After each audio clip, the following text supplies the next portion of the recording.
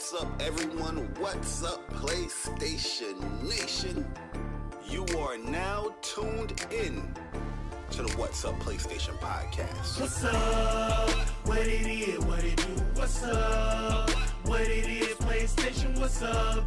Bari and Persona got it locked in the tub. Saturday mornings, y'all know what's up. What it is, what it do? What's up? What it is, PlayStation, what's up?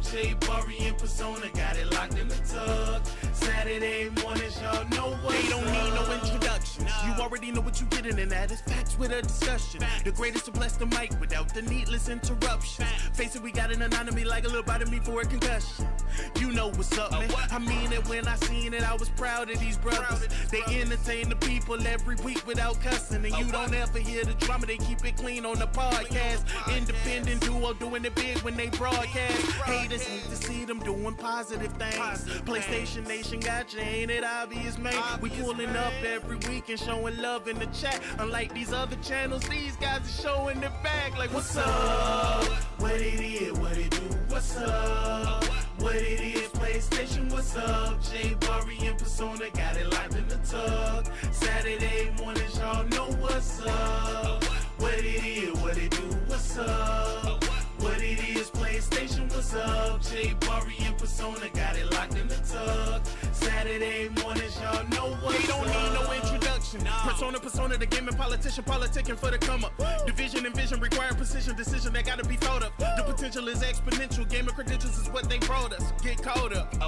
You know, Bari bring the passion when he's speaking from the heart. He the best lisp on YouTube, climbing up the charts. And when Persona speaks, he gon' tear the mic apart. Intellectually, of course, cause you know the boy's smart. They cover the news with integrity, so you know it's a must watch. Ain't no console war, just two brothers being a font.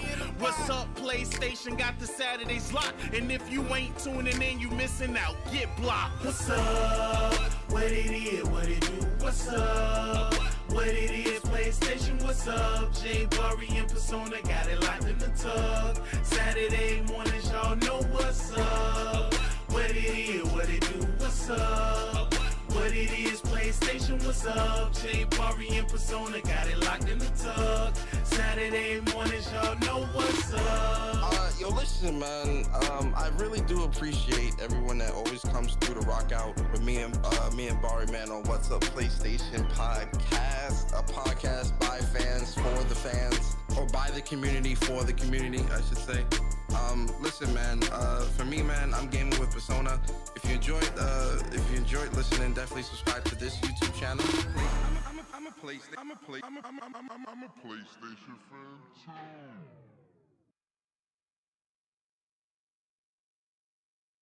Yo, what's up, everyone? What's up, PlayStation Nation? You are now tuned in to the What's Up PlayStation podcast. What's up? What it is, what it do? What's up? What it is, PlayStation, what's up?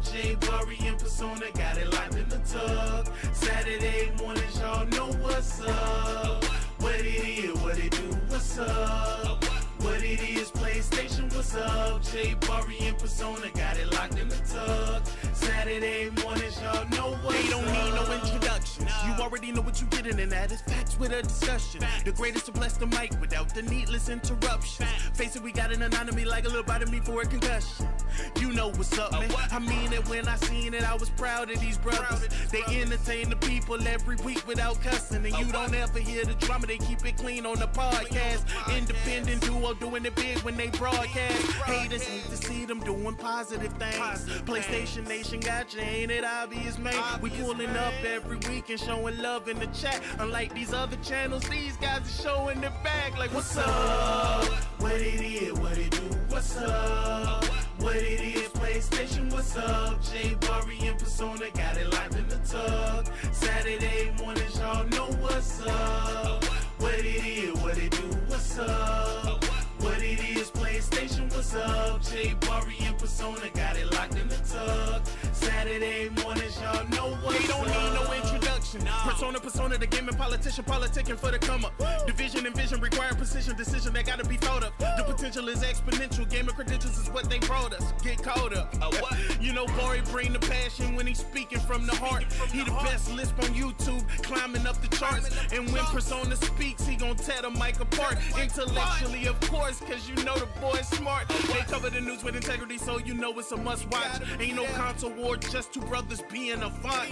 What's up, PlayStation got the Saturdays locked. And if you ain't tuning in, you missing out. Get blocked. What's up? What it is, what it do? What's up? What it is, PlayStation, what's up? Bari and Persona got it locked in the tug. Saturday mornings, y'all know what's up. What it is, what it do? What's up? What it is, PlayStation, what's up? Bari and Persona got it locked in the tug. Saturday mornings, y'all know what's up. Yo, listen, man. I really do appreciate everyone that always comes through to rock out with me and Bari, man, on What's Up PlayStation Podcast, a podcast by fans for the fans, or by the community for the community, I should say. Listen, man. For me, man, I'm gaming with Persona. If you enjoyed listening, definitely subscribe to this YouTube channel. I'm a PlayStation fan too.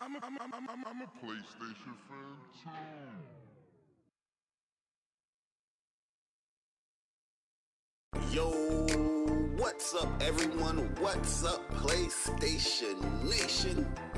You are now tuned in to the What's Up PlayStation Podcast. What's up? What it is, what it do? What's up? What it is, PlayStation, what's up? Bari and Persona got it locked in the tug. Saturday mornings, y'all know what's up. What it is, what it do? What's up?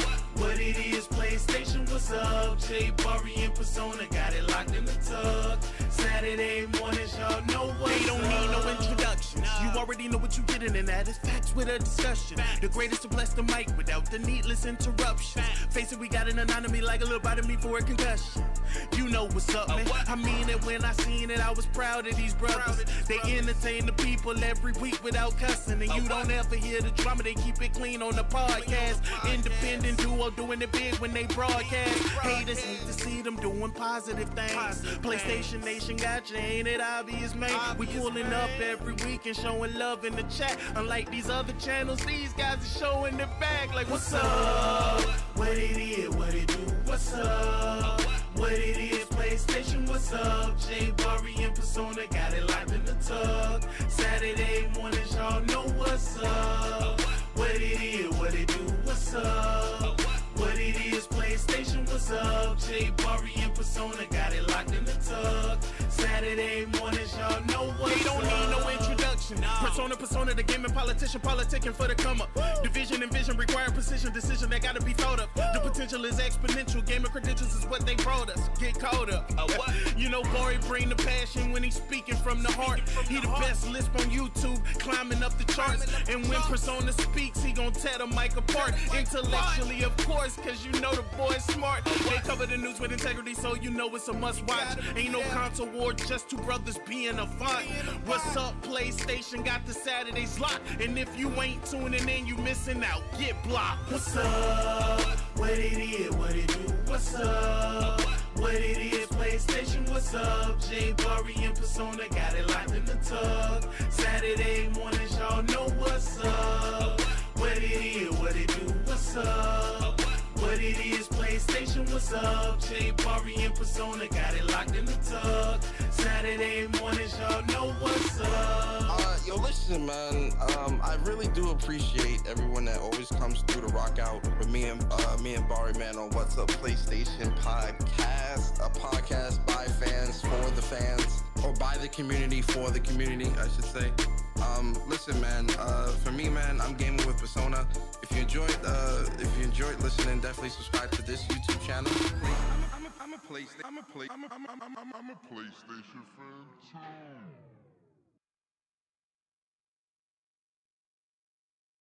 Yo, what's up, everyone? What's up, PlayStation Nation?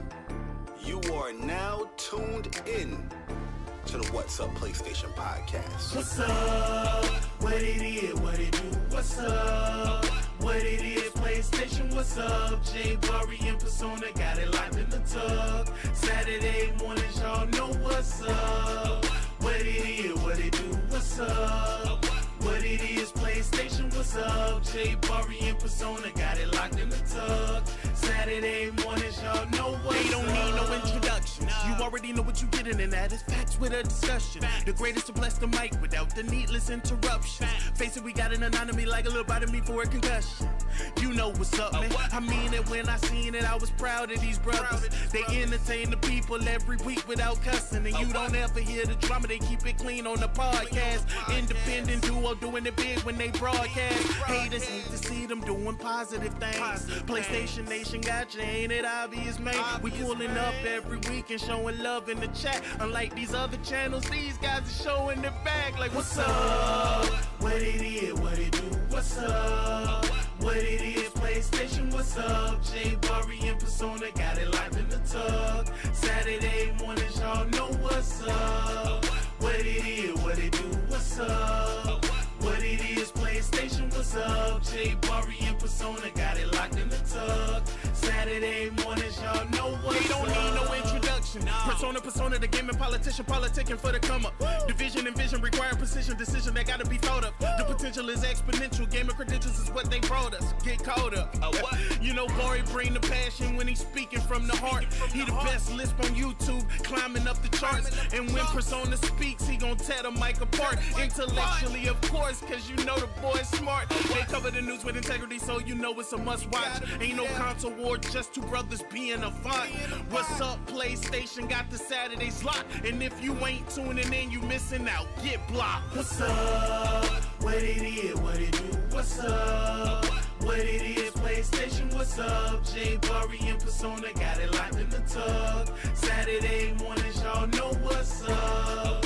What it is, what it do, what's up? What it is, PlayStation, what's up? J Bari and Persona got it locked in the tug. Saturday mornings, y'all know what's up. Yo, listen, man. I really do appreciate everyone that always comes through to rock out with me and Bari, man, on What's Up PlayStation Podcast, a podcast by fans for the fans, or by the community for the community, I should say. Listen, man. For me, man, I'm gaming with Persona. If you enjoyed listening, definitely subscribe to this YouTube channel. I'm a PlayStation fan too.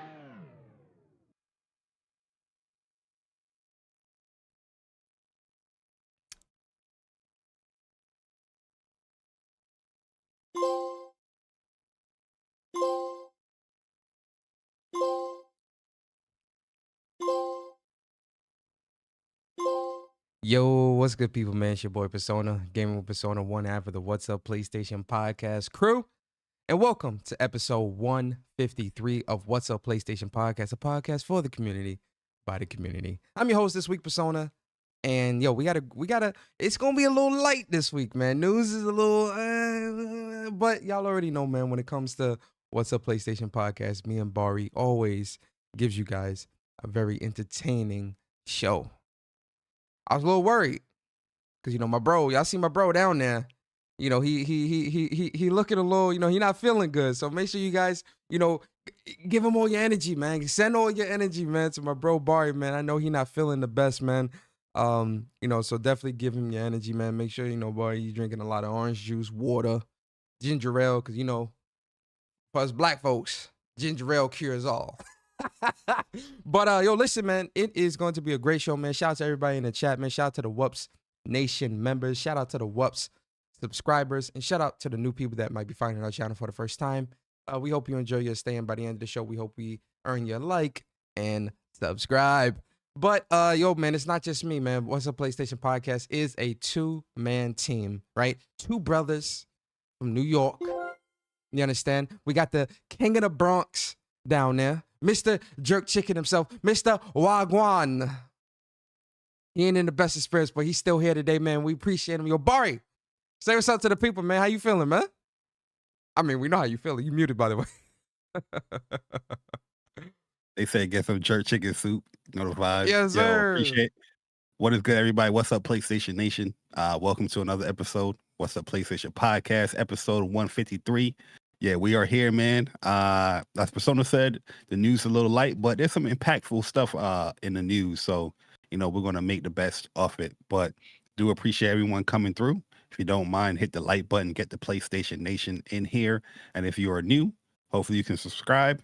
Hopefully you enjoy your stay here. The What's Up PlayStation channel. Get familiar with all the content. We got timestamps here for prior episodes and whatnot. So you can always, look back into the past and see where, where we started and where we at right now over here at What's Up PlayStation. But yeah, it's gonna be a good episode, man. I see the news. I think we got some passionate conversations that's going to happen today with certain games or whatnot. But at the end of the day, we appreciate you guys supporting us here at What's Up PlayStation podcast. For sure. Or What's Up PlayStation. Hey, yo, listen, guys. I hate to hear my bro sound like this, man. You can hear it. You can hear it in his voice, man. You're not feeling good, man. I hate it, but you know what? I got the energy for both of us. You understand? Bari not gonna have all the energy today, but your boy Persona gonna have all the energy today. I got you. You understand? Don't worry about it. Don't worry about it, Bari. I got the energy for both of us. I got you. We might have a special guest during a certain news segment, so you know what I mean. Let's be aware. That should be fun. But yo, listen, guys. Bari, how was your week, man? How's everything going with you this week? Yeah, my week was pretty good, man. Nothing really to complain about. After watching Madam Web, that's what I feel like got me sick. You know what I'm saying? I don't know the hell going on. Like, yeah, I did wear a hoodie. I ain't wear no jacket. I apologize, but it was a quick little 5-minute drive. I got out, went to the movie theater, got back out, and went home. I don't know, you know what I mean? I guess it caught me. But other than that, like, I think Madam Web, if you're a Spider-Man fan, this is gonna sound crazy, right? I think you should watch it, because they have some cool stuff in there as far as like lore or story, but the execution was as bad. I feel like the acting was bad too. They had cool characters in there, but the movie was pretty much it was smoke and mirrors. All the cool stuff that you think was gonna be in the movie, man, it was all smoke and mirrors in that, man. So it's probably the worst movie I've ever seen in the last decade. And yo, I go into a lot of things with a very positive mindset. You know what I mean? And it takes a lot for something to like knock points off. And yeah, that movie, it was probably the worst. Matter of fact, not probably the worst movie I've watched in the last decade. But I do still think that as a Spider-Man, like it's just a waste of time, yo. Really, truly, yo, my bad for ranting, yo. But it's a waste of time movie, because what Spider-Man is doing is mostly in the MCU. This is not a part of the MCU, and you have a cool character that you set this up for what? For let me shut up, man. But other than that, man, it's been a great week, gaming wise. Grand Blue, Helldivers. Just downloaded Persona 3, so we're gonna be starting that up this week. Hopefully get through that, because I'm pretty much done with Final Fantasy 7 remake. I just gotta upload them and set them schedule. So in the following week, there's gonna be like 4 episodes coming out. So it's not gonna be just on Monday. I'll be releasing them trickle before the game releases. But yeah, gaming wise, I've been having a great time, man. It's been fun. If you guys missed my Lancelot build, definitely check it out. Best Lancelot build ever on YouTube. Don't listen to them other YouTubers hyping you up with 16 supplemental damage on their joint, and they still not getting MVP. This Lancelot build right here, guaranteed. So definitely check. Oh, I platinum Gran Blue Fantasy Relink this week too. Yeah, you know what I mean? So that was a good feeling. And you really truly, I platinum that game, and I'm still playing it because I love that game so much. Like, I want to master like every single boss fight. Like, how we do with Proto Bahamut. Like, we have that boss fight to a T. So I'm doing that right now with Pet A, and I want to do it with other bosses as well, to have that in the T. That's to optimize those bosses. But yeah, man. That's pretty much it. Great week. How your week been, man? Yo, man, I gotta be honest, man. Like, work wise, work has definitely been really, really, really, really stressful this week. With me moving up and kind of, so it's been a lot going on. Yeah, what my $20 you owe me, man? Yo, you funny.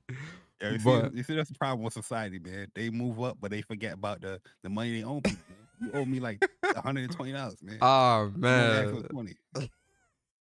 I'm joking. Hey yo, man, but yeah, so it's been like really, really, really stressful, man. Really tiring. You feel me? It's like, there's a lot going on with that, man. But it's a blessing as well. So, work has been a lot, and then outside of work with work with gaming, Helldivers and Gran Blue. That's all I've been playing all week. Helldivers and Gran Blue. I streamed Gran Blue last night. I mean, not Gran Blue. I streamed Helldivers 2 last night.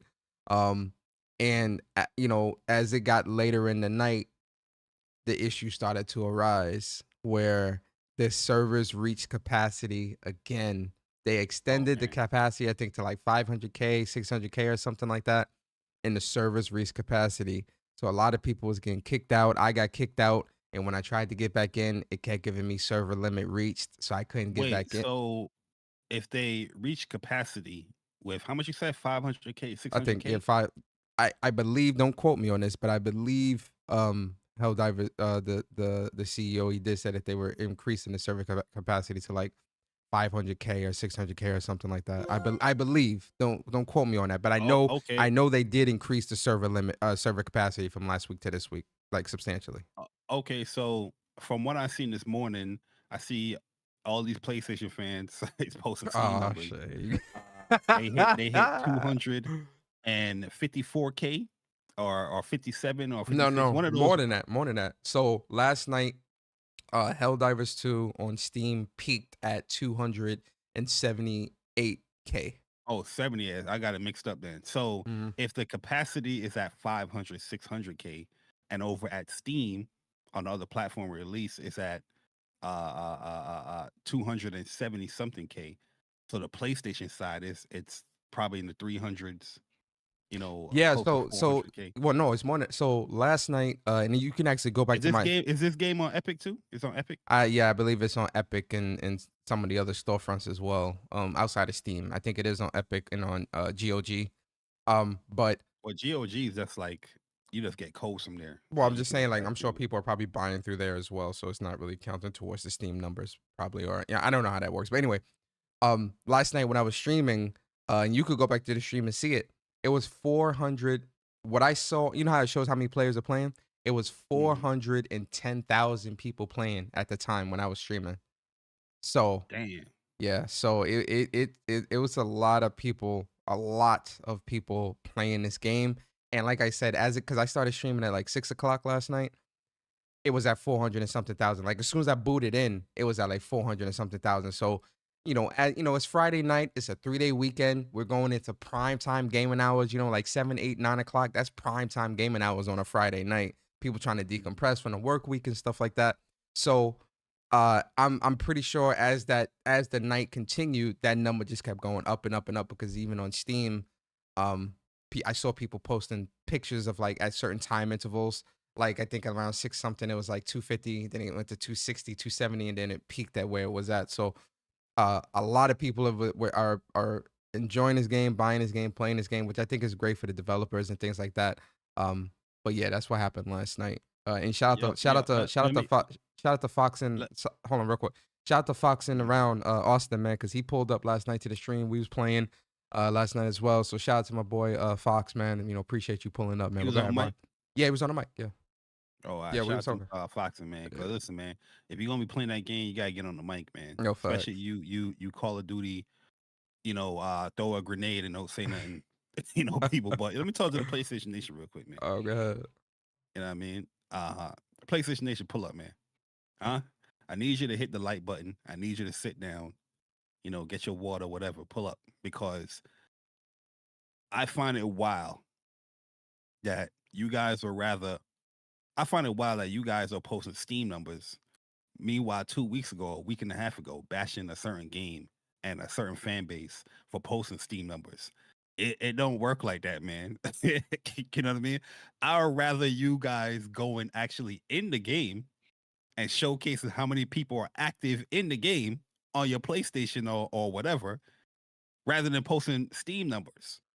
Like, yo, you can't go from bashing one platform fan base because they post some Steam numbers, and then you go right ahead to put salt on the wound or rubbing people's face that on Steam it's breaking whatever game numbers.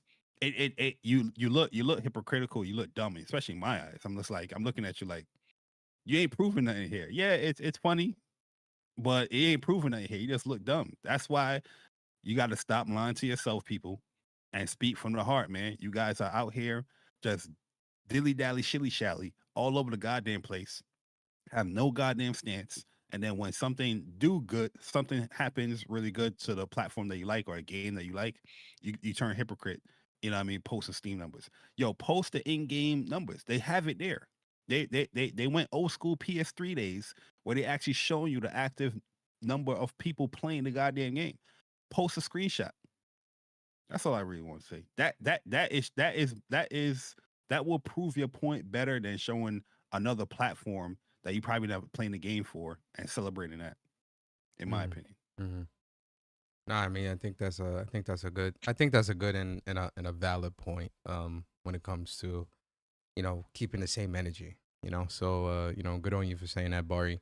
But yeah, I've been playing a lot of Helldivers 2, loving it. I am going to be streaming it again tonight around 6 o'clock as well. Hopefully the servers hold up. It's a Saturday night, so the servers might even get more pounded.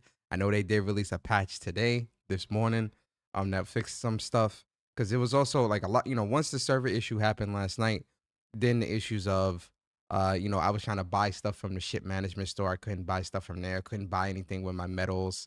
My experience wasn't counting when I was doing a mission, whenever I was able to get in. But all that was retroactive, because when I logged in this morning just to see after the update if everything would counted, all my experience and everything did count. So yeah, it all counted. Yeah. So, we're going to be streaming that again tonight and see what's up. So we'll see.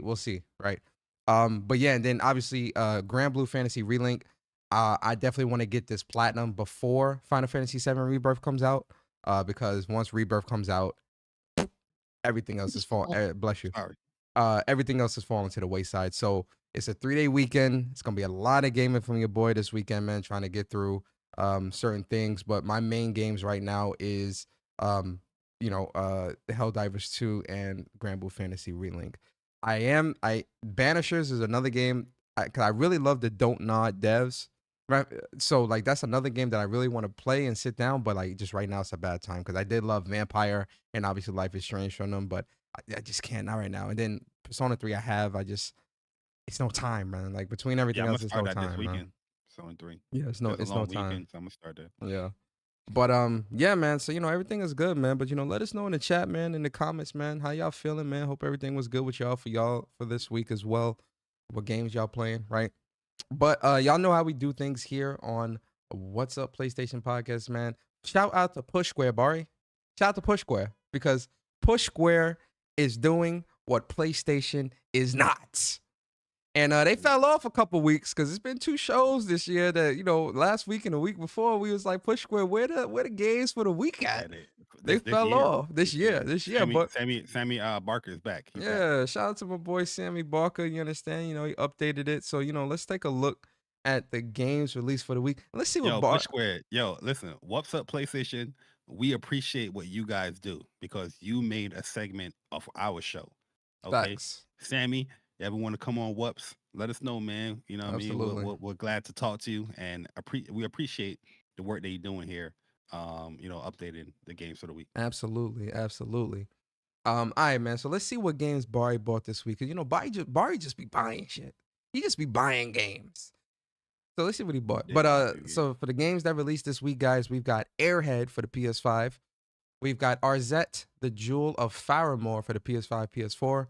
Banishers, Ghost of Eden for the PS5. That's the game you're talking about, right? Yeah, that's the game right there, yeah. Adventure Bar Story for the PS5, PS4. Genie Reprise for the PS5. Is it wrong to try to pick up girls in a dungeon? Familia Myth Battle Chronicle. Hey, yo, the anime what? Series is lit, so PS5 and PS4. Yo, I know that title as well. Lords of Exile for the PS4. Tomb Raider 1 through 3 remastered for the PS5, PS4. I heard that there's no platinum for these games, or it's just like one main Yeah, platinum or something like that. that's why I asked the question last week. Like, does that ruin your experience of playing it or not wanting to play it? And yeah, all 3 games they don't have the platinum. Is there like just one main platinum, or like there's no platinum Nah, at all? no platinum. Oh, that's a L. That's a L. That's a huge L. I'm sorry. A little to the left or PS5, PS4. CyberCop for PS5. Gunvolt Records Chronicle. Sin Chronicles for the PS5, PS4. I love that series, yo. That's getting bought. Plate Up for the PS5, PS4. Small Land Survive the Wilds for the PS5. Spirit Hunter Dark Mark 2 for the PS5. Survivor Man VR The Descent for the PSVR 2. Trip World DX for the PS5, PS4. Caveman Ransom for the PS5, PS4. Cube Farmer for the PS5. Edge of Reality for the PS5, PS4. Genso Chronicles for the PS5, PS4. That's being bought as well. What's that? I like Kemco's. They make these smaller RPG, like old school RPGs. They're pretty small games, but I've played through a lot of them before. And yeah, Genso Chronicles is the newest one that they came out with. Okay, I'll look into that. Skull and Bones. Finally, this game released. This game, I feel like this game got delayed like 4 or 5 times. Skull and Bones is finally released for the PS5. The Legend of Heroes Trials of Cold Steel 3 and 4 for the PS5. Yo, I have all these games and I haven't yet to start them yet. I want to. This is one series with the Legend of Heroes games. I want to start. I never played none of the Legend of Heroes games before, so I do want to start this series and play through these games at some point. But like, I want to do it because I know these games are like notoriously really long. So I want to do it during a time where like a year is kind of dry, and I'll use that time to play through these. So, yeah, I only played the first game, and I'm close to the end of the first game, and almost 100 and some hours in that game. But yeah, I have all the games as well. I don't have the PS5 versions, but I definitely want to finish the first one. Then yeah, continuously. But yeah, we'll see. Yeah, it's too much. And then last but not least, we got Slave 0X for the PS5. Now I don't know if they should have released this game during. Let me not even say that. Never mind. Let me shut up. Wrong month to release that game, bro. Real talk. But yo, those are the games that released for the week, man. If you guys picked up any of these games, definitely let us know in the chat, in the comments. We'd love to know. But we are now in the spotlight portion of the show. And for those that are new here, the spotlight is where me and Bari give you a game or games if we decide to break the rules that y'all can check out, right? It could be brand new games, it could be old games, it could be games from your childhood, it could be games that haven't even released yet. The purpose of the spotlight is for us to spotlight games that we think you, the community, should check out. Bari, starting with you. Yes, sir. What is your spotlight game for the week? And sir, are you gonna break the rules? Yeah, I'm gonna lightly break the rules here this week. Whoa, because shocker. it's a pretty it's a nice little theme here. So yeah, first game is Gran Fantasy Relink. I can't promote or talk about this game enough. It's just a wonderful game, man. I enjoy every bit of it. Repeating quests and doing quests over again. Fighting with people. With matchmaking and seeing how they play can be frustrating, but it can be fun as well. Getting a nice team together and seeing how everybody's in sync already with like Proto Bahamut or whatnot is really fun. Playing with Persona, playing with a few people in the community as well. It's been a fun time, man. Seeing people, saying that they want to get these weapons. I've been telling y'all how that your boy, man. It's a We out there. grind. Yo, listen, we Exactly. we are optimal out here. So like if Proto Bahamut take 10 minutes for a regular team, it's gonna take 3. And that's a fact. Optimal. It might take even shorter if no mistakes is happening. Like if you catch on to what we're doing, yeah, it'll be shorter. But yeah, I just love the hell out of that game, man. I finally got all my sigils to level 15, and yo, this morning I was cranking out damage. I was 17 million, 18 million, 19 million. You know what I mean? Shocking when you playing against level 100 Normayas, Rackums, and Zetas. You know what I mean? And they were like, the fuck? That's a lot. 19 million? Yo, I'm telling you, bro. Go to the video. check out my stream. You probably never playing Lancelot, but you can use, well, if you're doing for like crit, DPS type character, you can use those sigils as well. It's beastly. But yeah, so that's been having a lot of fun with that. Trying to level up my Vayne all the way now, working on his weapons and working on Percival as well. Getting the whole White Dragon crew or Black Dragon crew together. But we say White Dragon, that's the short end. I know the story, I know the lore. Don't worry about it, Grand Blue fans. We shorten it up, okay? Another game, Grand Blue Fantasy versus Ryzen. Getting back into that. Yo, I had like one of the worst rank sessions I ever had. Yo, I started from S+5.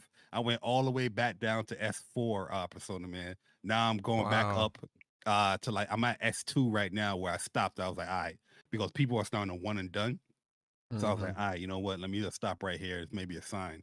But yo, so rusty in that game, but getting back in the flow, getting back to everything, getting ready for 2B that's releasing next week. So, you know what I mean? Definitely gonna be playing that on a daily basis just to get back. Because there's a few strings and stuff that I was like, damn, why am I doing auto combo here? I'm being too predictable.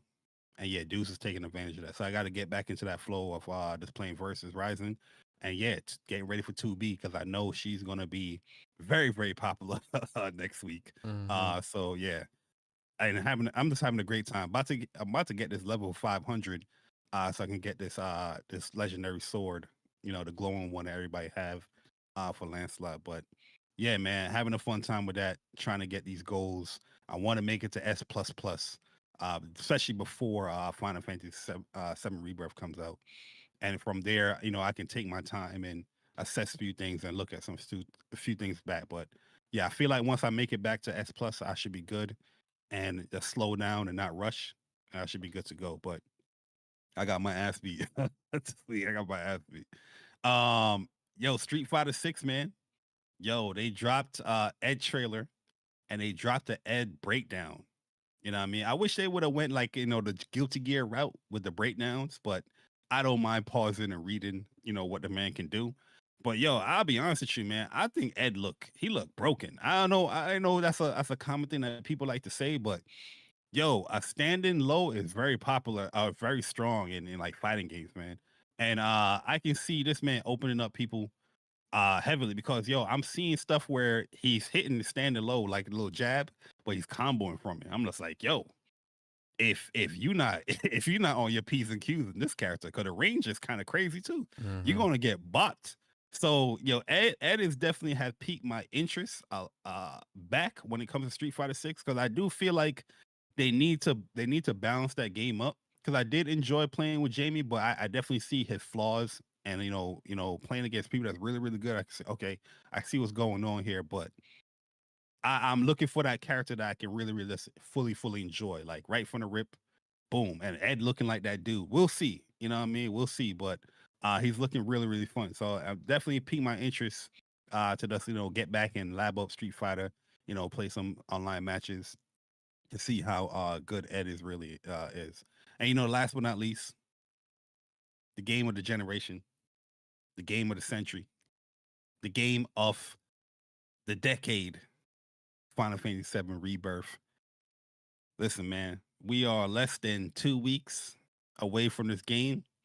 Matter of fact, this Thursday that hits should be a week, right? Yes. Yeah. The 22nd should be a week until Final Fantasy VII Rebirth releases. And they're having an update to the demo, I think the 21st of this month, where they're adding the Junon area demo. I'm gonna completely skip that part. But yeah, there's replaying Final Fantasy remake, having a ball with that, playing the demo. I got about like 6 hours in the demo already. And I'm just like, yeah, man, I know myself. I know me. I'm going to be lost in the sauce of this game, man. So really, really excited for that, man. Can't wait to make content on that game as well. And yeah, it's going to be a good one, man. So those are the games that I'm spotlighting this week. And yeah, that's pretty much it. Good spotlights, man. I agree with you when it comes to 2B. It's been a while since I've played Rising as well because I've been on Relink so much. But once 2B comes out, she's coming out next week. I'm definitely back on it in the lab with 2B. That's my secondary. You know, Siegfried's my main in Grand Blue Fantasy versus Rising, the fighting game. But 2B is my secondary for sure. So I'm really excited for that as well. But yeah, for me, man, my spotlights. I'm actually gonna keep my spotlights pretty light this week. I am going to spotlight. I am breaking the rules. First off, you know, we rebels out here. We break the rules. But the first game for me, guys, I think it comes to no surprise. Helldivers 2. You know, this, you know, I will say this, right? Helldivers. I didn't play Helldivers 1, right? I didn't play that game. So Helldivers 2 really is my first time or my first experience with this franchise, right? I know of Helldivers 1. I know Bari and Court and Michi and everybody used to play it all the time. I just don't remember playing it. You know, I didn't play it. So it's a different beast though. Yo, no, this is automatons. Yeah, this is definitely a different beast. But with Helldivers 2, this was a game that I was really excited for. Like really excited for. But and y'all remember I was like, "Oh, you know, I'm gonna play it, but you know, there's so many other things, you know, my attention might get pulled away." No. Helldivers 2 really has my undivided attention, man. It's so fun. The gameplay loop is addictive.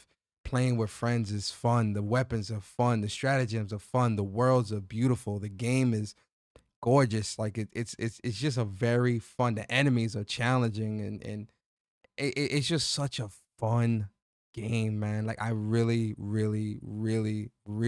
love this game. And I want more people to play it, man. But go buy the game, go pick up the game.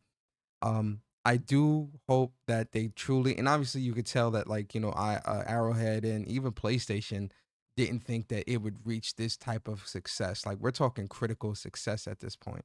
Like it's a hit. Like this is a hit.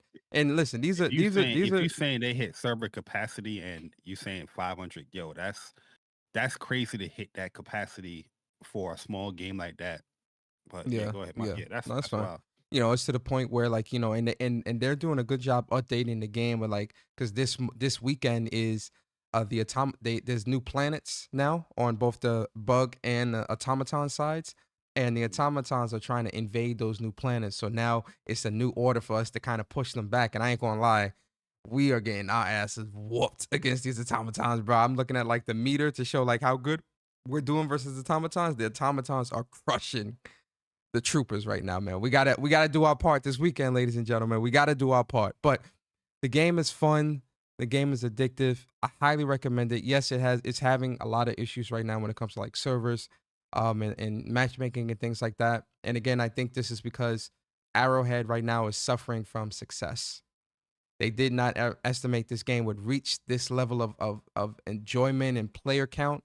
And so now they're steadily adjusting. So they are doing a good job of keeping everybody informed, putting out blog posts explaining, you know, their patches. They just put a patch out this morning. So they are on top of it, but you know, they are a relatively small team with I think about 50 or 60 people. They are hiring more people, a lot more people, or you know, to support the game long term. And obviously there's going to be more content, more stratagems, more weapons, more areas. They're going to be supporting this game for the long haul. And I believe they said every Thursday there's going to be something new coming to the game or a new event or something like that. So I'm excited. You know, I love the game. I want more people to buy it, play it. I'll be streaming it tonight again. You know, so anybody is welcome to come through if you guys want to play. Second game for me, man, Bari, you know I wasn't going to miss this game. Dragon's Dogma 2. I cannot wait for this game. Very excited for this game. We're actually going to talk about something that Itsuno, he confirmed this week when it comes to the whole frame rate. And I'm interested, you know, I think it's going to be a pretty interesting conversation. So, you know, Dragon's Dogma 2, I'm very excited for this game. This is a game I'm going to be putting a lot of time into in March. I'm definitely going to be doing build videos for the warrior, for the fighter night class in the advanced vocation as well. So those videos are going to be coming out, boss fights and stuff like that on my personal channel. So I'm really excited for Dragon's Dogma 2. Last but not least, listen, guys, Thanksgiving is not in November. Thanksgiving is in April because the Yams release April 26th. Stellar Blade. Listen, guys, I am very excited for this game. And listen, obviously, you know, we make jokes about, you know, the whole Yams thing, and obviously she looks good, but blame Stone. Yo, shout out to Stone. But that's not really the main appeal for me, right? I was excited for this game off of the gameplay. Like, the gameplay looks great. I'm playing this game for the gameplay. You just so happen to have a good looking character that's gonna be the character that you controlling. But Stellar Blade, April 26th. I cannot wait for this game. Very, very excited. It's a day one. And yeah, that's it. Those are my spotlights. Absolutely. But real thought, shout out to Arrowhead, man, and how they are proactive on their game, man. Like, you know, their prior games has been, you know, semi-successful, have seen success, but not to this level. So I can definitely see why they're caught off guard, especially if, like, you know, mainstream, you know, gamers is not really playing, like, you know, their games like that. Not saying that there's not success in there, but yeah, seeing that server capacity, like I said, I woke up in the morning and all I'm seeing is like people can't play. I'm like, damn, server capacity. Like, yeah, I mean, a lot of people playing this motherfucker. Yeah, these are good these like I said, these are good problems to have, but it's like I said last week. I really do hope that they kind of like get that smoothed out. Like, yo, listen, just increase that server capacity to 1 million. Put it to 1 million, pay the little extra cash, and kind of like, you know, go from there and you know, scale down as needed over time if you have to. But I just don't want this wave to kind of pass them by because of the issues. So obviously we know that they're working on it and they're working to fix these things and stuff like that. I just don't want another issue to keep popping up, which would deter people from wanting to play the game. But honestly, even with the issues, and this is why I said, like, yo, the gameplay is very important when it comes to these live service games. And I think Arrowhead is doing it right because the gameplay is very addictive. But the thing I was going to say is, even with the server issues and like people getting booted out and things like that, I was on Twitter last night, you know, after I stopped streaming because, you know, the server capacity, and I was looking at, like, you know, tweets, and because, you know, Helldivers was trending all yesterday and it's trending today. People were saying, I gotta get back in, I gotta play, I want to play, I want, like, I just seen it all over, and like server capacity, I need to get back in, Helldivers fix this, I want to play all weekend, I want to do my part, blah blah blah. People they are thirsty for this game, man. They're thirsty. Even with the issues, they still trying to play. These are good problems to have. Yeah, you hitting server capacity only on 2 platforms. You know, you have other people that wish this game was on a platform, but it's not needed. My bad. There was no J Bari. I thought you know, I thought you were sick. I thought you had low energy. That's big boy energy you just dropped right there, bro. Hey, they gonna clip you on that one. Hey, listen, man, it's looking spooky. Man, I know that J Bari show. I know that J Bari show gonna be fire next week though. I know that for a fact. Absolutely. Yes, sir. But yo, big shout out to crazy. Yo, we're gonna say that for the personal channels though. But yo, big shout out to Ice Cream. Appreciate you rejoining WUPS Nation membership, man. 14 months as a member on the channel. We really appreciate it, Ice Cream. Thank you for always supporting us and rocking out with us. And then big shout out to Upchuck Gaming. Make sure you guys check out Plus on Block podcast with Upchuck Gaming and Dreology 619 every Sunday at 11:30 Eastern. The link to their podcast is in the description and is on one of our featured channels here on What's Up PlayStation podcast. And you know, appreciate you 17 months as a member on the channel. He says, "What up, brothers? Sending the same energy that got Kid Boo out of there." Yo, shout out to Chuck, bro. That's funny. And then shout out to Steady Flow, man. 14 months as a member on the channel. Appreciate you. He says, "What up, guys? Representing PlayStation NYC Gamers. Lovely. Every weekend I got tuned in to show respect." Appreciate you, Steady. Always tuning in, rocking out with us, man. It means a lot, honestly. And then shout out to King Kiso. Oh, shout out to my boy King Kiso, man. 21 months as a member of the WUPS Nation. He says, shout out to the WUPS boys. Best PlayStation podcast on YouTube. Yo, man, we appreciate that a lot. Thank you, honestly. Thanks, man. Thanks. And then shout out to Henry Heck, man, rejoining the membership. Appreciate you, bro. And then shout out to Cobb Sanity, man, for the super chat. He says, Helldivers 2 reminds me of the movie Starship Troopers. Absolutely. I'm doing my part. And then big shout out to Blue Mustang 357 for the super chat. It says, don't forget there is a Twitch drop for Helldivers 2. Suit gives 2 extra health stems. Really? I didn't know that. Oh, that's dope. So yeah, that's got a lot of people even want to get into it even more now. Well, you gotta watch it. You gotta watch it on Twitch. Yeah, you gotta watch a Twitch channel for somebody that has Twitch drops, and you'll be able to get it. Yeah, so that's pretty cool. And then shout out to Webhead for the super chat. He says, "Sup fellas, just wanted to say love your show. Keep up the good work. 2 more weeks until Game of the Gen releases. Absolutely cannot wait Webhead. for I like your vibes. Final Fantasy 7 Rebirth. Yes, sir. Shout out to Webhead, man. Appreciate you, man. Appreciate great you. name. Yeah, that's a great name. Great super chat. Yes, sir. You know your audience. Yes, sir. He does. You're a smart man. Yes, sir. He does, Appreciate man. Yes, sir. But yo, man, listen. Let's get into the rigmarole of how we do things here on WUPS. And we got to get into the news, guys. And if you've made it this far to the news portion of the show, we're going to throw you a trophy. Just one. We ain't going to get too greedy. You get all the trophies at the end. We're going to throw you a bronze because you made it to the news segment of the show. All right, man. Let's get into it. All right, Bari. So first bit of news. Before we get into the news, Persona. What's up? I think we have an announcement to make in March. Woo. You know, this is a big announcement. Uh-oh. Go ahead. This is one of the announcements. I mean, you go ahead and all right, cool. We got early in March. Yeah, I got you. So we do have a big announcement, guys. Back by popular demand this March. The first show we do in March, which is going to be March 9th. We will have a very special guest joining us on What's Up PlayStation podcast. That special guest will be none other than Sean Layden. Yes, sir. Yes, ma'am. Ladies and gentlemen, coming back. Yes, we will be having Sean Layden coming back to the show. He's gonna be rocking out with us at the beginning of March, man. And we're gonna ask him a whole bunch of questions, talk to him about things going on in the industry, from his perspective, and just talk about everything, man. So it's gonna be a great show. And honestly, Bari, I think one of the reasons why I'm also really excited is because remember back then when we first sat down with Sean Layden, even the second time when he came for our 100th episode, real quick, we didn't really have our cam situation on point. We ain't have our process down. We weren't as professional when it comes to like the outlook of like our, we got really good cameras now. We got the lighting. We got everything right now. So I'm like, yo, listen, now we can do this right with our cameras. We and did all tell that. Sean too. Yeah. Like episode 100 when he came, was like, yeah, next time you come, we're gonna have a better situation, overlay cameras and all that. So shout out to Sean Layden for agreeing to come on once again.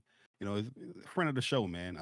He could be watching, here and there for the show, but it's always a pleasure talking to him and seeing how relatable and how easy it is to talk to him.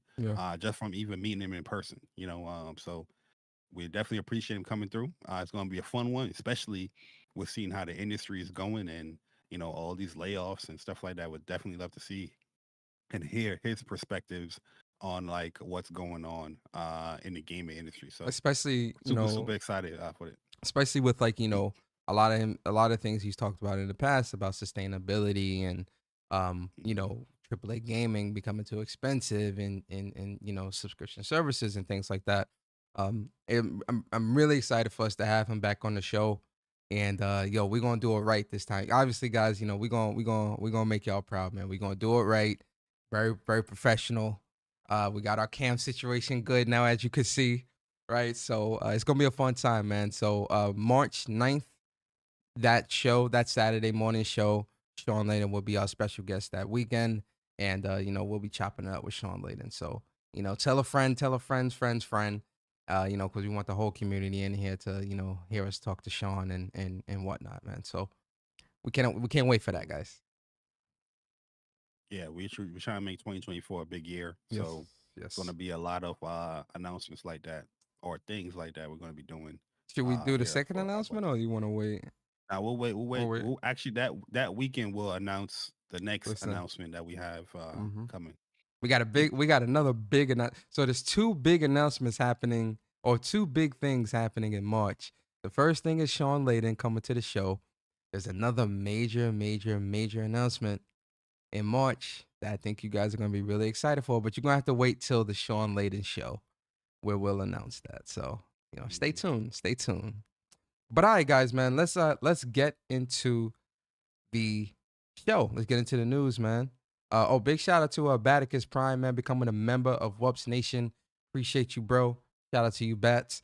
Big shout out to JC, 2013, man. Appreciate you. 11 months as a member of the WUPS Nation. He said, almost a year now. One more to go. Always a great show. Keep up the great work, guys. And man, thank you, JC, for rocking out with us, man, and supporting us, man. It really means a lot. So thank you. And a big shout out to Stealth Guy Gaming. Shout out to my boy Court in the building. We're gonna have Court on the show soon too, man. Old school, Court. Yeah, we gotta get Court long term, and Vic. Long time friend, man. That's one of our bros, man. We've known Court for over a decade. So we're gonna definitely get Court on the show, man, and chop it up with Court.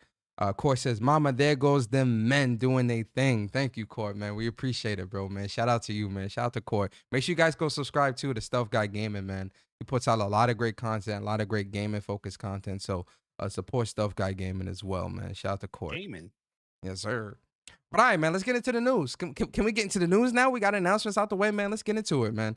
All right, so the first bit of news, Bari, that we're going to talk about is the PlayStation Plus catalog, because you already know at the middle of every month, they always update the catalog to let you know what games you can expect to play if you are a PlayStation Plus Extra or Premium member. So let's get into it, man. So the games that we can expect this month for the Extra and Premium catalogs is Need for Speed Unbound, Outer Worlds, The Spacers Choice Edition, Tales of Arise, Assassin's Creed Valhalla, Lego Worlds, Lego Jurassic World, Rogue Book, Rogue Lords, and then for the premium, hold on, let me make sure I missed. Yeah, and then for the premium, so Rogue Lords and then Tales of Zestiria, and then for the premium classic games, it's Resistance Retribution, Jet Moto 2, Tales of Symphonia, and Tales of Vesperia.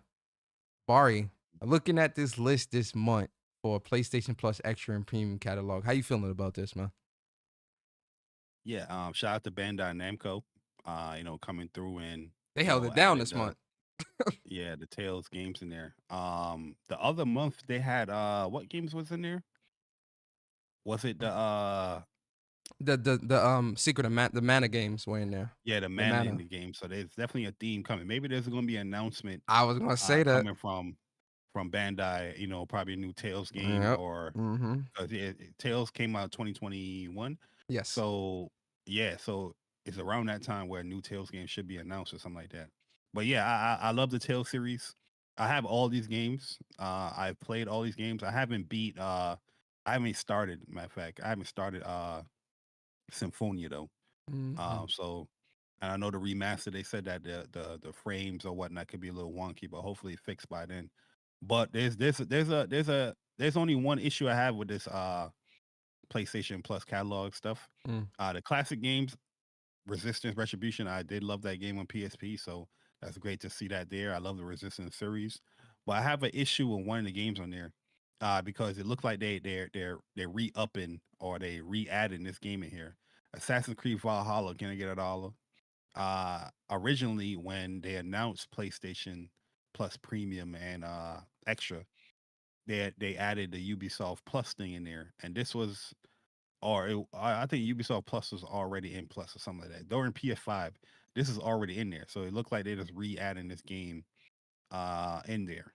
Maybe not be an issue for anyone, but I thought this game was already in the service. So, seeing it again in here. Well, I think it's because I know that there was some type of partnership or something like that with Ubisoft Plus, where all of those Assassin's Creed games were going into the service as well. So it does seem strange that Valhalla would be here for the catalog, especially since Ubisoft Plus is kind of, some of those games are in there as well. So it is kind of weird, but it's probably them trying to...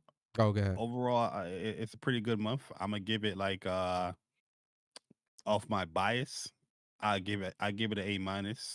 And the only reason I didn't give it an A+ because I think Valhalla was already in there. And it says Ubisoft Classics, which is crazy. The game came out this generation, but yeah, I love Tales for Tales series. Resistance, Retribution was a fun PSP game. Can't wait to play that on an actual controller. The other games, it's just cool to have in there, but I'm mainly focused on the Tales stuff. Yeah, But yeah, yeah. I give it an A- because I think people getting into Tales, you're gonna have a good time in there. They should have added Tales Type R though. That came out That's the on PSP, PS Vita. PS Vita. I mean, yeah, I'm Yeah, they surprised should have actually they added that. didn't add that. That would have been a good ad as well. Actually, I Mhm. have that Vita game too. I'm surprised they didn't add that. But yeah, for me, yeah, I do have all these Tales games too. I didn't finish Asteria. Bari knows why. It pissed me off with Sure is a great game, man. I know I might go back and replay Zestiria and complete that. And you know what's funny? I'm surprised they didn't add Berseria.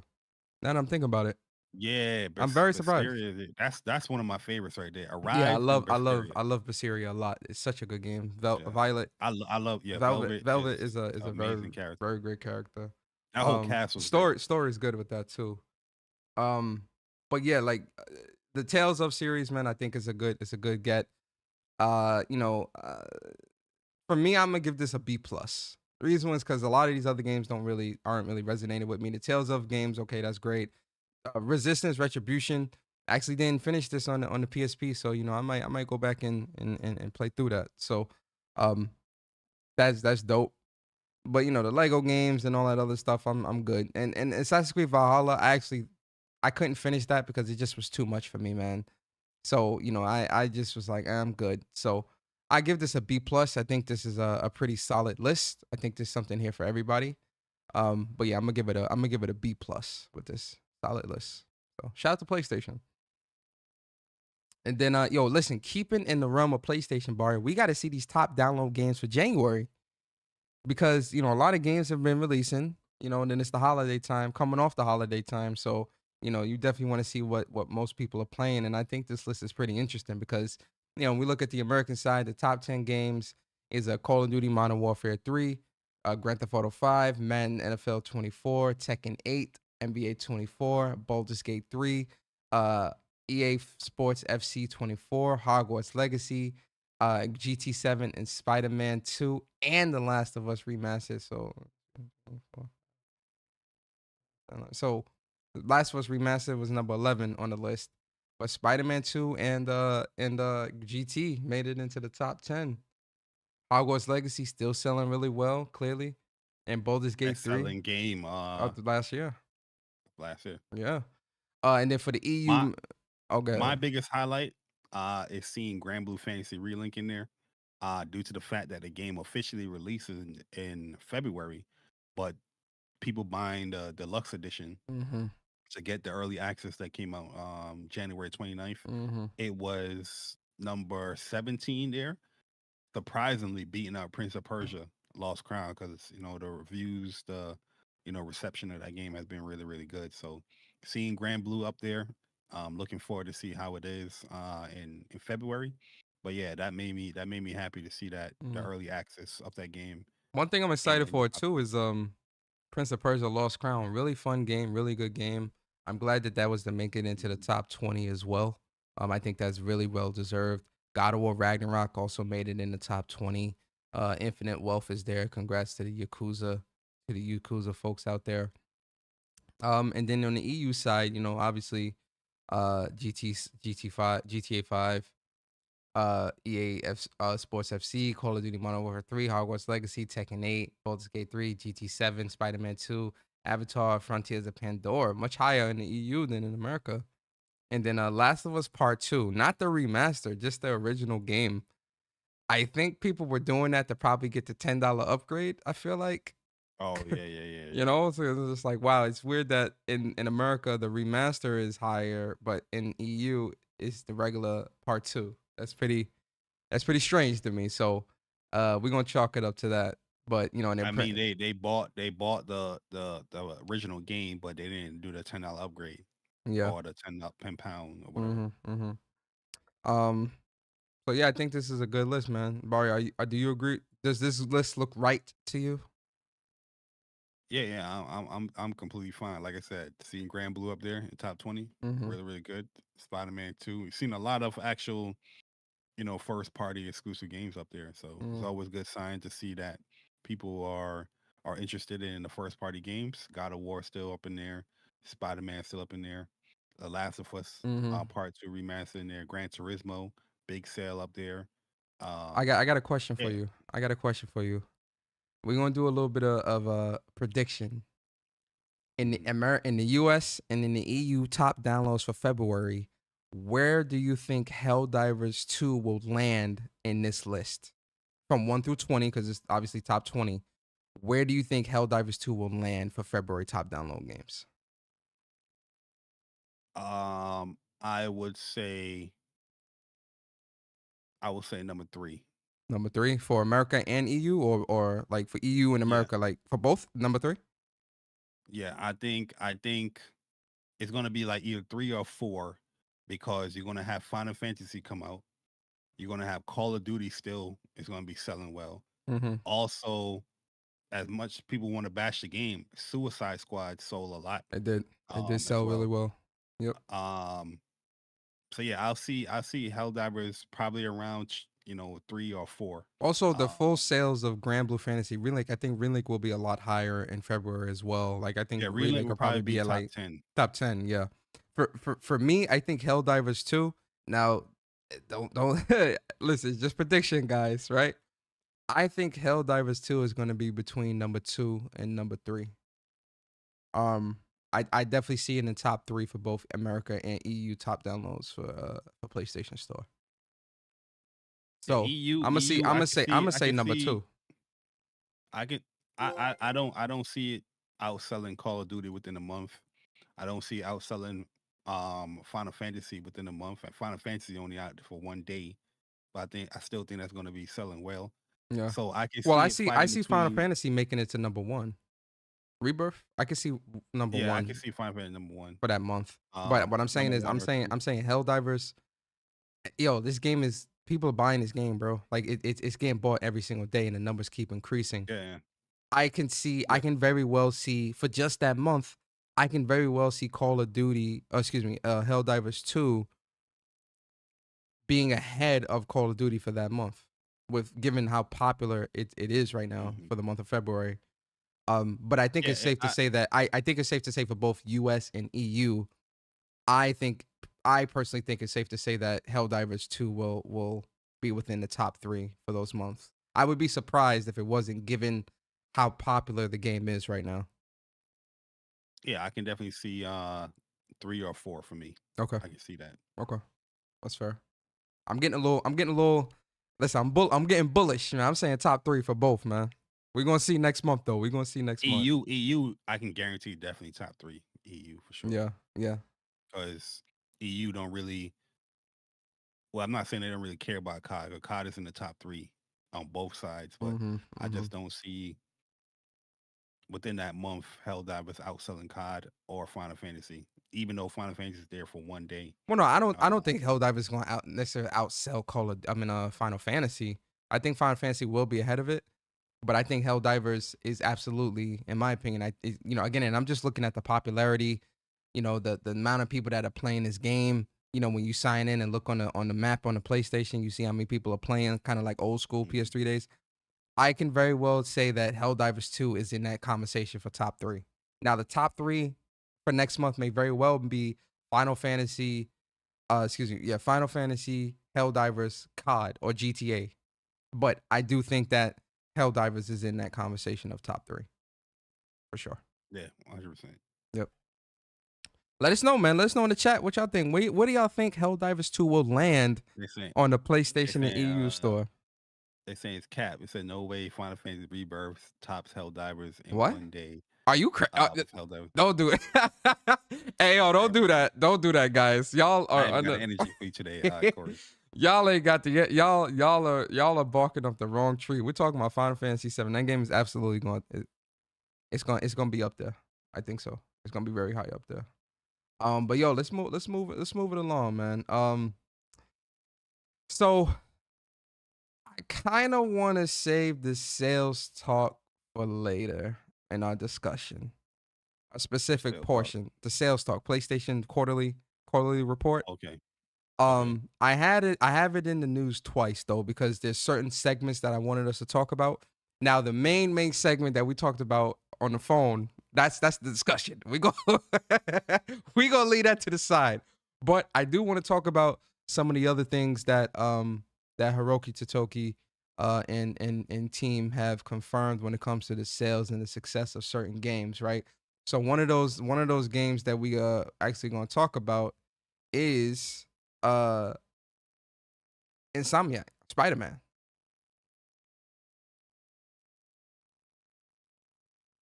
So congrats to Insomniac, because they confirmed this week. So today we're honored to celebrate an amazing milestone. Marvel Spider-Man 2 has surpassed 10 million units sold, bringing the game series sales to an astounding 50 million units. Yo, listen, man, round of applause to Insomniac. Big round of applause to Insomniac, man.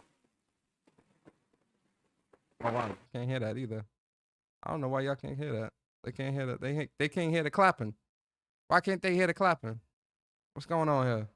Oh, it's probably because I have that separated somewhere else. But anyway, yo, big round of applause to Insomniac, man. Really, really happy to see. Oh shit, he put on the Spider-Man. Yo, if I knew you was gonna do that one, I would have. Yeah. I don't even know where my mask is. Yo, Spider-Man, how you feeling, man? Their neighborhood Spider-Man. You thought I wasn't gonna show up after 10 million? Huh? Hey. You thought I was gonna show up after 10 million neighborhood Spider-Man? Listen, I appreciate everyone going out there and buying the neighborhood Spider-Man 2 from Insomniac Games. They represented me right. They represented me right. You know, 10 million sold, Persona. Yeah. Is that gaming with Persona? Yes, sir. I Yes, sir. appreciate it, Spider-Man. man. It's good to have you here, Spider-Man. Yo, like, how you feeling, man? Like, your game, it released in October of last year, and Yeah. now it has finally, it has reached 10 million copies sold since October. That's within Yeah. what, 4 months, 4 or Yeah, 5 I did months? that. Yeah. I How you did that, feeling? yeah. How you feeling, man? Like, you know, go on and gloat for the people, man. How you feeling? I feel real good, man, because as your neighborhood Spider-Man, you know, shout out to Insomniac. They made the repetition of Spider-Man, reputation of Spider-Man. That's much better. You know, they was out here putting me in all these games that sucked. Now I'm in a great game, and look, 10 million sold on one platform. On one platform. Your Yeah. neighborhood Spider-Man is doing new moves, new gadgets. They got me in the symbiote suit. That stuff was hard, man. It was hard doing that. But you guys came out, you supported your boy. I appreciate that. Shout out to Insomniac once again. Shout out to all the animators, the team. Yes, You did a sir. great job. And yeah, big update coming next month. So you can replay your neighborhood Spider-Man once again. Yes, sir. In New Game Plus, you know? Yes, sir. Yes, I don't know if sir. you want to talk about all the awards that your neighborhood. Oh, we was gonna get into that next. We was gonna get into that Oh. next. We can get Okay, we could get to it now. Oh, okay, yeah. Let me ask you this. Yeah. Let me ask you this question, Spider-Man, before we get to the Yeah, yeah. awards, man. Spider Sense. Let me ask you this question, Spider-Man. You know, because you've now had 3 games come out. You've had Spider-Man, you've had Spider-Man Miles Morales. Shout out to Miles Morales, and now Spider-Man 2. Yeah. How does it feel to know that over 50 million people have played your games? You and Miles's games. Miles is not here right now. You and Miles's games. And over 50 million plus people have enjoyed those games, man. Like, what do you have to say to those people, man? All I can say is just thank you for supporting your neighborhood Spider-Man. It's a lot of work doing all the animations, just being great, Yes, showing off sir. the Spider Sense, showing off the moves. Yes, sir. It's a lot of work doing that, and like I said, Insomniac did a great job. Representing me, Spider-Man, Mhm. and Miles, Spider-Man, Yes, sir. neighborhood. And yeah, it's just a wonderful game, man. We appreciate everybody that came out and supported us 50 million, 3 games. Come on, man. Yes, sir. Yes, sir. We out here. That's We really out good. here. We make great games over here at PlayStation. Thank you, PlayStation, for that fragrance. That's a big achievement, man. 10 million copies sold in 5 months, man. That's very impressive. Or 4.5 months. Yeah. That's impressive. Yeah. I'm hoping, I hope with this success we can see a third game, potentially see a third game from you, man, and with you and Miles. Hopefully, well, I can't does say that. nothing right now, Yeah. but just keep your eyes peeled. Vibes. Yes, Yeah, sir. vibes, Yes, sir. vibes. Congrats, man. Congrats. So yeah, yo, big congrats to Insomniac. Big congratulations to them, man. This is definitely a huge achievement, man. Insomniac are some really hardworking people. And shout out to Spider-Man coming through, man, gracing the podcast with us, man, rocking out. He's definitely seen a lot of success as well with his game selling, 10 million copies, 50 million lifetime sales. I know Spider-Man's pretty happy right now. So shout out to Spider-Man. And, real talk, Insomniac are some of the hardest working people in the industry, and they do a great job with everything that they do. So I'm happy that they're able to see this success, man. It really is a good thing, man. So congrats to Insomniac and the team. And can't wait to see what else you guys got coming when it comes to not just Spider-Man, but whatever else you guys got coming. So shout out to them. Shout out to Insomniac, man. Great job. It just shows the power of PlayStation, man. The developers that they have, the power of the console, to do that much. Because like I said, everybody like to get into the sales talk on, this game selling this, but selling 10 million in a matter of a couple of months, one platform, that's a great achievement, So big shout out to Insomniac. Can't wait to play the game again. New Game Plus, looking forward to that update. But yeah, this is great, man. Shout out to PlayStation Nation supporting the game, man. Real talk. Yeah. I think it's really good, man. So big shout out to them, man. Big shout out to them. Another thing. Somebody here? Oh, I went to the bathroom real quick. Yo, yeah, Spider-Man was here. You missed them. You missed Spider-Man, bro. Damn, man. Yeah, every goddamn time he comes, I miss it, man. Yeah, he was here. He was here, bro. You missed it. All right, one more thing I do want to talk about, Bari, because this was a big thing. This was a big thing this year, or when they first announced it, but it looks like it's not gonna happen. But looking at the sales report itself, PlayStation, they said some pretty interesting things when it comes to the actual console itself.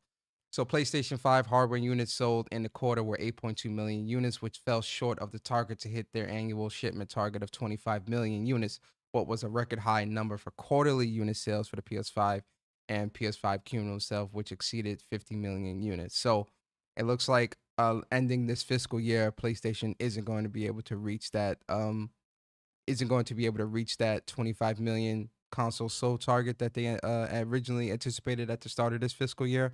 And instead, they expect to sell upwards of 21 million PlayStation 5s by the end of this fiscal year. So they dropped it down by 4 million. They don't think they're going to hit that 25 million mark, but I still think selling 21 million consoles in a year is an incredible feat within itself. But what's your thoughts on that? Yeah, that's due to the part of the lack of actual first party, studio games that's been announced for the year. So when I see something like that, when the projection was 25 million within a year, the target to sell, and then I see you dropping it down to 21, that could mean like there's probably games that was probably planned that won't make it within that fiscal year. Don't go into that other part though, because we're gonna talk about that too later in the discussion. So don't talk about that other thing. We'll talk about that. But go ahead. Yeah. But yeah, that's the first thing that comes to mind when I see that. Mhm. 25 million is a lot to say. I'm not saying that first PlayStation doesn't have exclusives, but they still do. Major big exclusives coming that came out this year, which is first party, but not from first party studios. But the fact that their top tier studio that they own, we're not seeing really any news from that. I can see, or most likely those studios are not putting out any games this year. Mm-hmm. They dropped that forecast, so that target down by a couple of million. Yep. But I still think 21 million is damn impressive, man. That's a very, very impressive feat. Honestly. Yeah. 21 million is a lot of consoles. Yeah. But yeah, if you're hitting 8 million, each quarter, yeah, you can easily get that. Yeah. But it's surprising that it did, because this is the fiscal year to start, right? And it's saying, okay, we originally targeted 25 million, but now due to all the information that we're getting, or due to the information that we have, we're dropping to 21 million. So that's telling me that probably holiday season you won't have like a big impactful game that is yours coming out. I'm not saying that you're not going to have third party or other stuff, but you're not looking at those games to really be big console sellers to get people into that 25 million. So Yeah. So yo, shout out to PlayStation. Congrats to at least projecting the 21 million. I still think that's really impressive. And again, congratulations to Insomniac for winning. For selling over 10 million copies of Spider-Man 2, and I think that's going to grow. I think 15 million, bro. 15. I absolutely think that when it's all said and done, this Spider-Man 2 will be at that 20 million or close to that 20 million, just like the first game as well. So I still think that that's on the rise. So we'll see. But moving on, Bari, man, let's stay in the realm of Insomniac, man. Let's talk about it real quick because the DICE Awards was this week as well, and Insomniac cleaned up, man. They cleaned up big. So before we move on to that, because there's one thing that you missed here when they spoke about God of War. I don't know if you missed it, but they spoke about God of War Ragnarok as far as contributing major profits for the game. People was talking about PlayStation and the budgets of the games and the profit margin. No, here in this, which people magically left out. Oh yeah, they said our second blockbuster hit in 2 years following God of War Ragnarok was released the same period, and it's making major contribution to profits. So, they're talking about the whole Spider-Man and God of War contributing to the profits. Yeah. And I think they, obviously they're saying that because of like the stuff coming out of these games costing X amount of dollars to make and stuff like that. So both of these games are profitable. PlayStation's telling you that, despite the money that went into these games, we are seeing profits, not just revenue, profits. So that's a important thing to highlight as well. So yeah, good catch on that. But for Insomniac, I know that they, the DICE Awards was this week, and they cleaned up pretty big, man, when it comes to awards. So they took home 6 awards. They took home Action Game of the Year, Technical Achievement, Audio Design, Best Character, Achievement in Animation, and Original Music Composition. They were also nominated for Achievement in Art Direction, Achievement in Game Direction, and Game of the Year. So, Bari, how you feeling about them cleaning up the way they did? I personally think Original Music Composition that should have went to Final Fantasy 16 for sure. But yes, I agree with that. Yes, but Insomniac that team, those teams over there, man, they're cleaning up, man. They're doing their thing. But how you feeling about all that? Listen, man, how I feel when I saw that, Jeff Keighley, get your show right. I mean, I don't know who on your jury, who voted for these joints, but obviously they off because all these BAFTAs, the DICE, they think differently. But it's good to see a great studio like Insomniac that's been supporting the PlayStation 5 with updates for new games, on a consistent basis, getting their just due. Just industry level wise, it's just good to see. And I know when they have like their special edition or Game of the Year edition, hey, slap those things on it because as you can see, with success like this, it definitely boosts sales. When people see that, you're winning awards. Let me see what this is about. Market that joint, slap that thing all over the place. Spider-Man is winning these achievements and these awards. Definitely would increase the sales of the game. Yeah. From what I'm seeing here, especially on Twitter. Yeah. Or this YouTube. I agree. Congrats to Insomniac, man. Definitely well deserved, man. So definitely happy for that. Moving on, man. Yo, Bari, I don't know how to feel about this just yet. I'm kind of excited, but I'm also kind of like wary that this is kind of going to be one of those fly-by-night games that really isn't going to have a lot of time put into it. But let's talk about it anyway. So it was announced this week that there is an Avatar: The Last Airbender competitive multiplayer fighting game coming, and it's being and Maximum Games, which is the publisher, entered into a partnership with Paramount. And Maximum Games, the things that they've published or helped publish was Among Us, In Nightmare, and Kena Bridge of Spirits, and more. So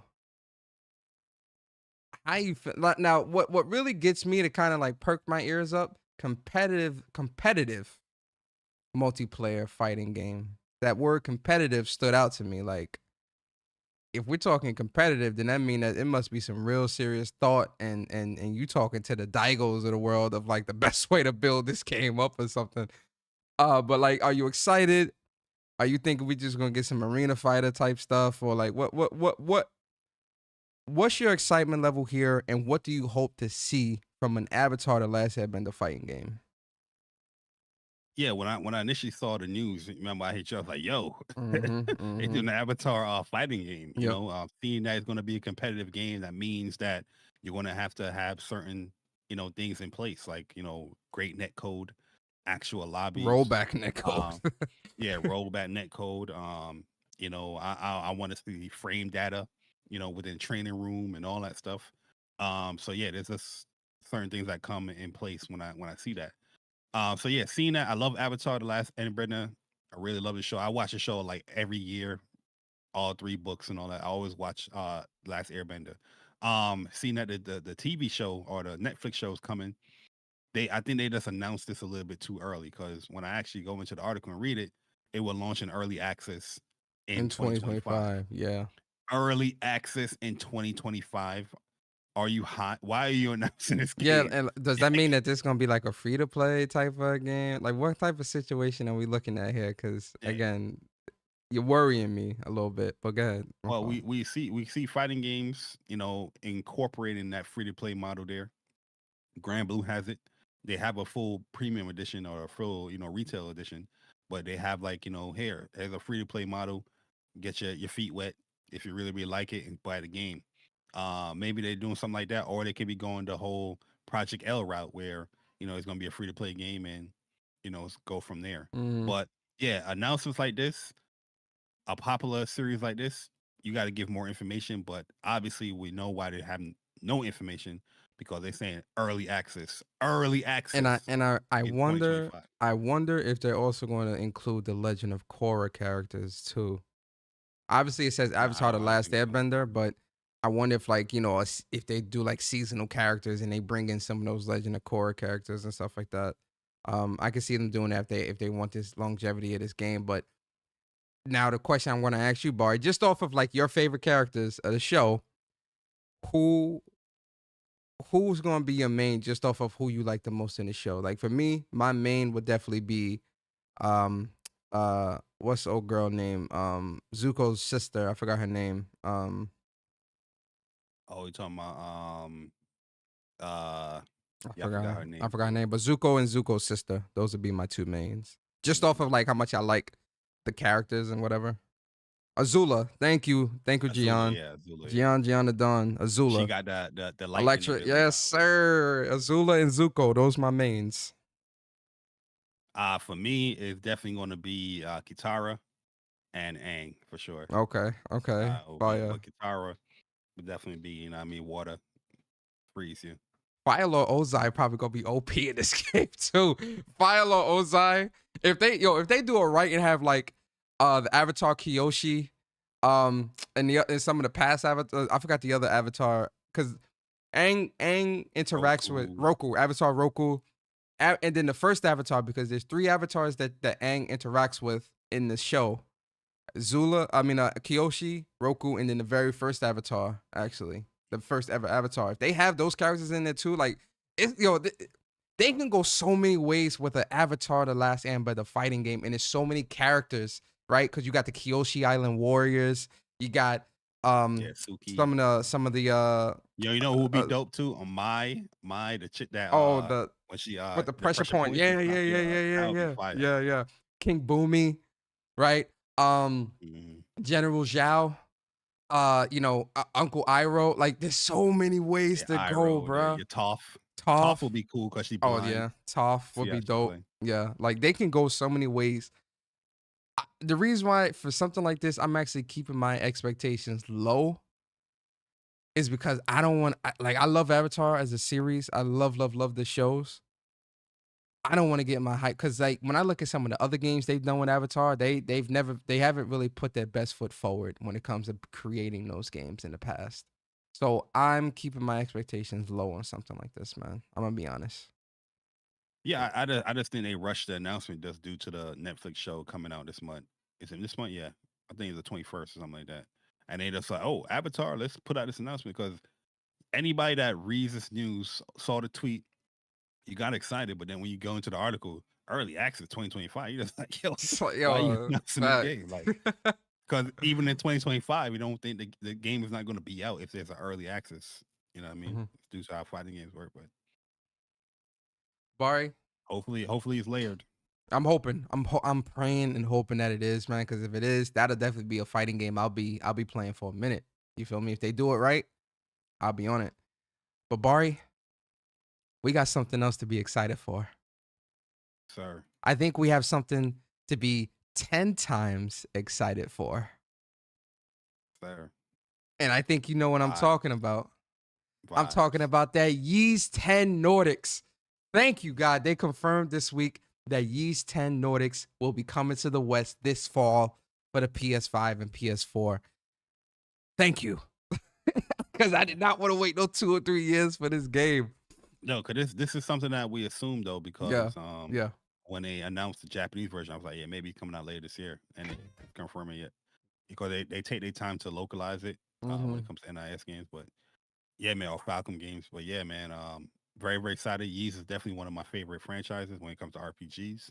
So that's seeing another Ys game come out, I'm very, very happy to go on another adventure with Adult. Yo, facts, man. Like, you know, everything about, and this is very interesting too, because with this game, it's only going to be him and, it's only 2 characters you're going to be playing as, is him and old girl, I forgot her name, throughout the whole thing. But, you know, they're going to have shit battles and all that stuff.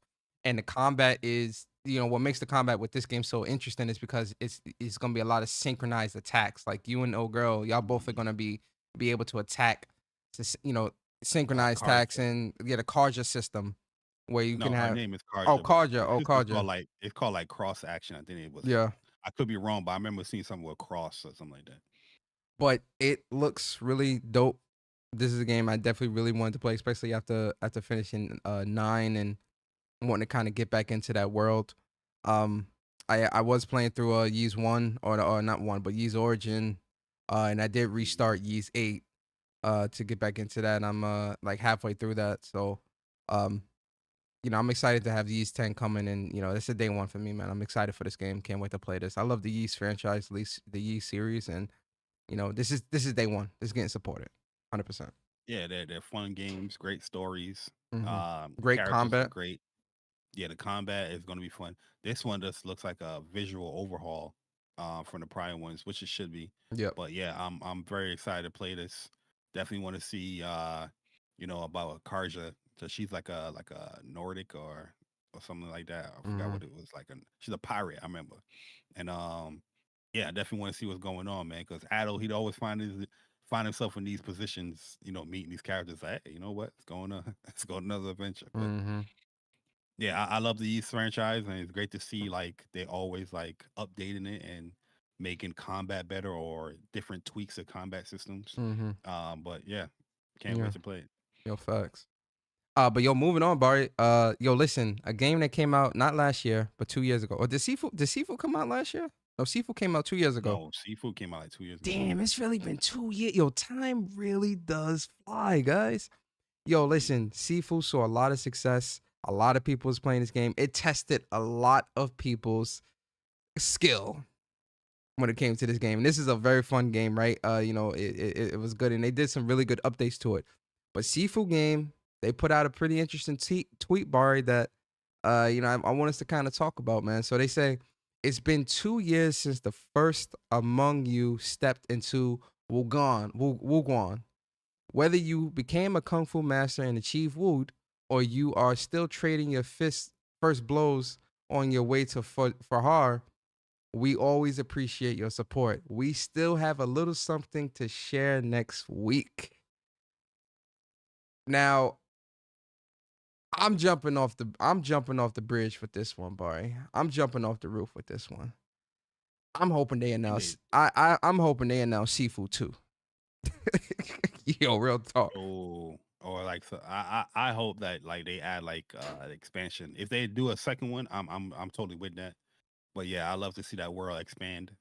More levels, more stages, Or more bosses. or a versus, like a 1v1 versus, would be really Or cool like too. 1v1 versus mode, yeah, that'd be fine. That'd be dope too. Or even multiplayer. Yeah. I mean, going through these levels with two people. dude. Obviously, Yeah, they but would have this- to add a lot more enemies though if it's 2 people, man. They're gonna make that much more tougher. But go ahead. and add friendly hits. That'd be dope. Like the old school beating one day, like yeah. Rage. Yep. You know what I mean? But nah, yeah, I'm very, very excited. I love this game, Sifu. Played it a lot, and definitely looking forward to see what they're gonna announce. Yo, you know how addicting Sifu was for me, Bari? I platinumed the PS4 and PS5 version of the game, bro. Like, yo, it was. This game had a whole. This game had a hold on me. Yeah, this game. Yeah, after a while, like you learn. This game had a serious hold on me, bro. Like I put a lot of time into Sifu on PS4 and PS5, and I platinumed both games. I played the hell out this game. I love Sifu. I'm hoping it's a second game. If it's a second game with a bigger budget or whatever, I'm there day one. Like I'm there day one, hands down. Yo, one of my biggest videos on YouTube is Sifu attaining Wood. And yo, people to this day is commenting. It's like, yo, boy, how do I get him to how do I spare him? And I'm still commenting. That video was done like 2 years ago. You know, I mean, people still is commenting on that joint, trying to attain Wood, bro. I wonder how many people remember back then when everybody was struggling with Jason or Justin. What was his name? Second boss, the club boss. Talking about, what's his name? Jason, something like that. Nah, it was damn, what's his name? I forgot his name. Forgot his name too, but everybody was struggling with him, bro. He was tough, especially when he went to his final phase. Struggle City, man. But yeah, though, congrats to Sifu, man. I'm Sean. Sean. Thank you, Sean. Shout out to Chuck. I can't wait. I can't wait for the second. If I'm hoping it's a second game, I'm not gonna get my hopes up, but I'm hoping they announce a second game. Slow Clap announces a second game, because if that's what it is, your boy is there day one, man. I'm excited. Yeah, yo, it's great to see that they level up, because their first game that they made, what was that game? Absolver, yo. Yeah, me and my bro Mar used to play that joint, and that was a fun game. But I've seen the level up from that game to Sifu. Huge congrats to them, man. And you still see remnants of Absolver in Sifu as well. Yeah, so combat, yeah. So it's good to see that they took what worked from Absolver and brought it into Sifu, and then just built upon that. So congratulations to Slow Clap for the success, and can't wait to see what you guys and girls are working on next over there, man. Shout out to y'all. But moving on, Bari, I think it's a celebration. Clap. It's a celebration, Bari. It is a celebration because a special game reached 1 million copies sold in 11 days. Can you guess? I'll give you a hint of what game it is, and you'll get this phrase. This ice shall be your grave. We definitely got a relink. Relink, yes, sir. Yo, congratulations to. Let me see if my clap is working. It's not working. I don't know why it's not working. I heard something. Yeah, right? Congratulations to Gran Blue Fantasy Relink for selling 1 million copies in just 11 days. Yo, you guys don't understand how happy this makes me, that this franchise, this series, this game is being supported like this, man. This is a good thing for me, man. This is good. I'm very happy for them. What's your thoughts on this, Bari?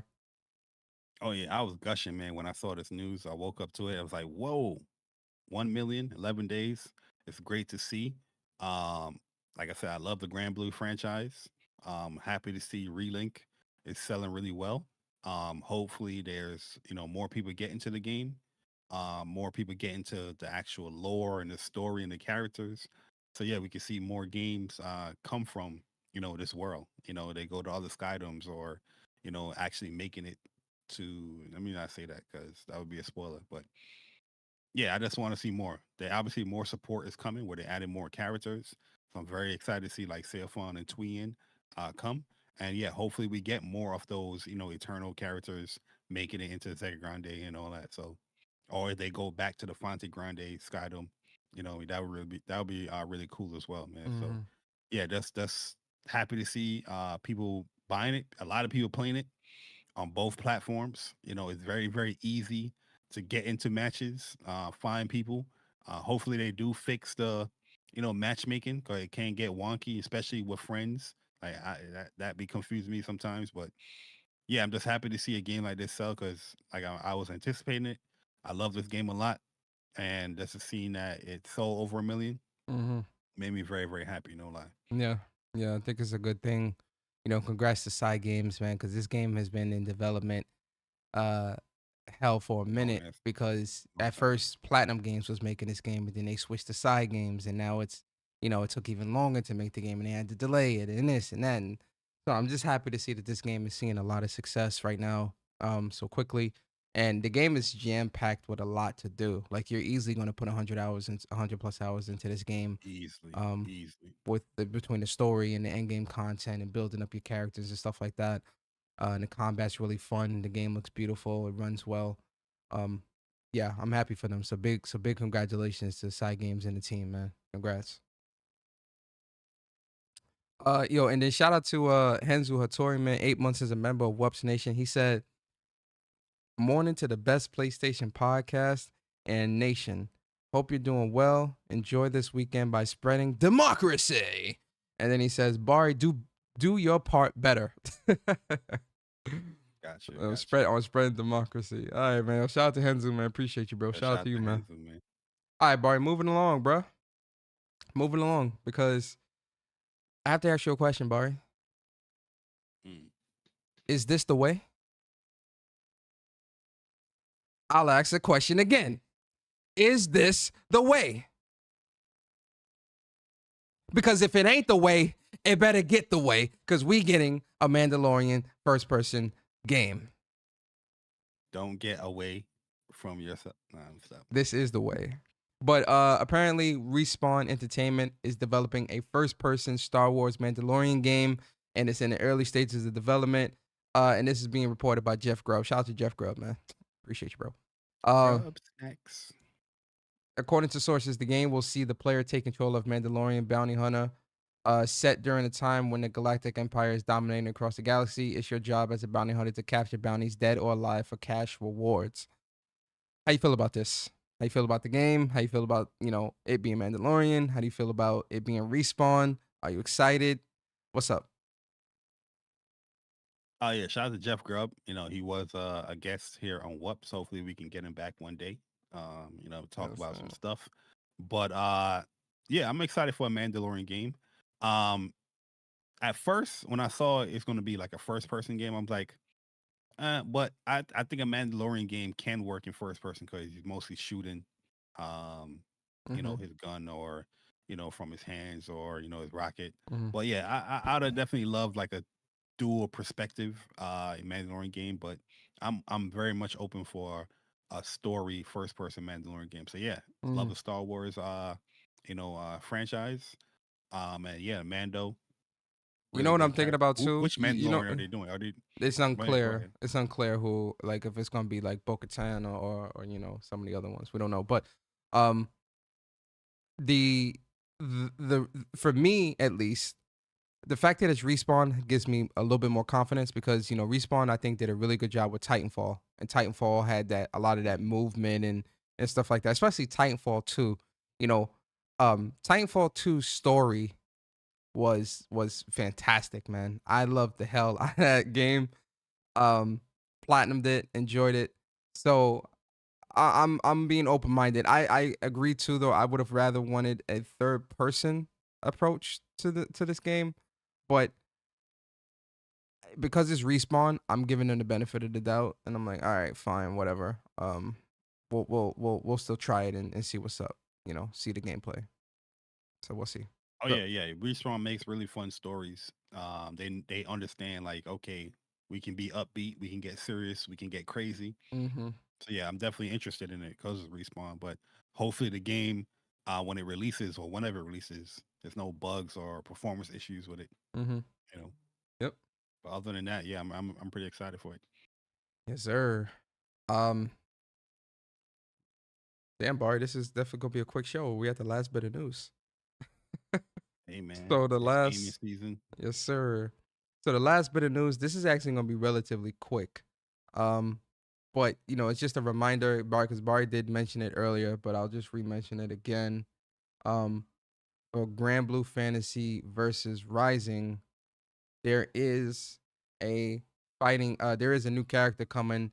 They are doing a Near Automata crossover in Gran Blue Fantasy versus Rising. And so they actually gave us the date of when she's going to be dropping. So February 19th, which is Monday, this drops. I think that's a great time because it's President's Day, so a lot of people have time off. I'm actually gonna be playing it on Monday too, like straight up. So You're gonna be playing this like 12 a.m. Yo, facts. So, you know, 2B's coming. Bari, are you excited? Are you gonna play her? Or at least try her out? I'm definitely gonna try 2B out. I'm Yeah. a big fan of 2B. Yep. Hopefully they add like a A2 skin as well. But yeah, I'm super excited. Just seeing what a new patch coming. I want to see what they're gonna do. I think they said that they're not gonna really do like a major balance update with the game, but still want to see what they're gonna be implementing in a patch update. But yeah, I think 2B, she looks like she's gonna be really good. She got set play from this little snippet of gameplay, and her range looked pretty good. So definitely want to see how fast them buttons are gonna be, because her range looked kind of ridiculous. But sheesh, yo, she looks incredible. Like Lucelius, man. So Yes, sir. Yeah, I'm excited, man. Can't wait for 2B. I'm there day one, man. Monday at midnight, I might be there. Real talk, yo. I ain't even gonna her lie to auto you. combo string looked kind of cheap too. But yo, man, so that's, you know, guys, I told you guys it's gonna be a light news week this week, guys, but that is the news. And if you've made it this far into the news, we're gonna give you these trophies.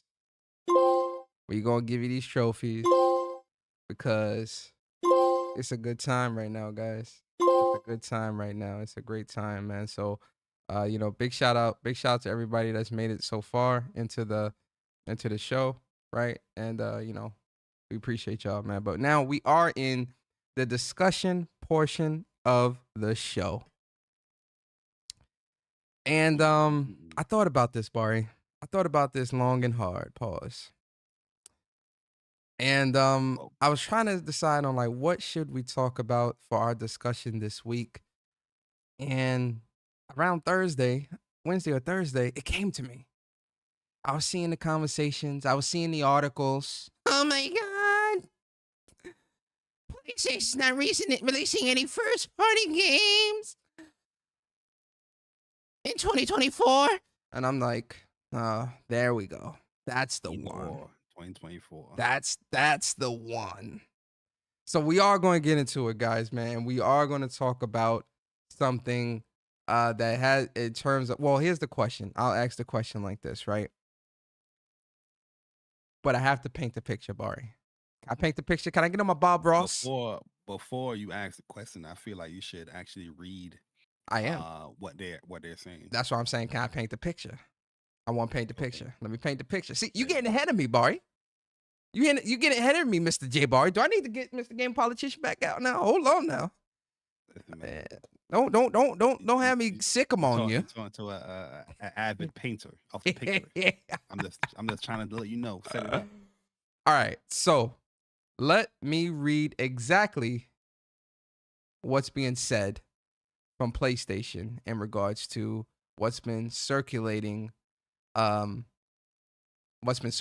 then I'll ask the question to you, right? All right.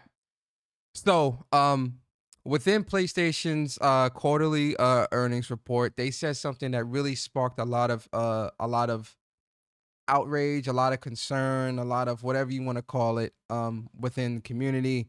and a lot of people were running with the story, and I think a lot of things got lost in translation between what people were writing, what people were reading, and what people were interpreting, and what's actually being said.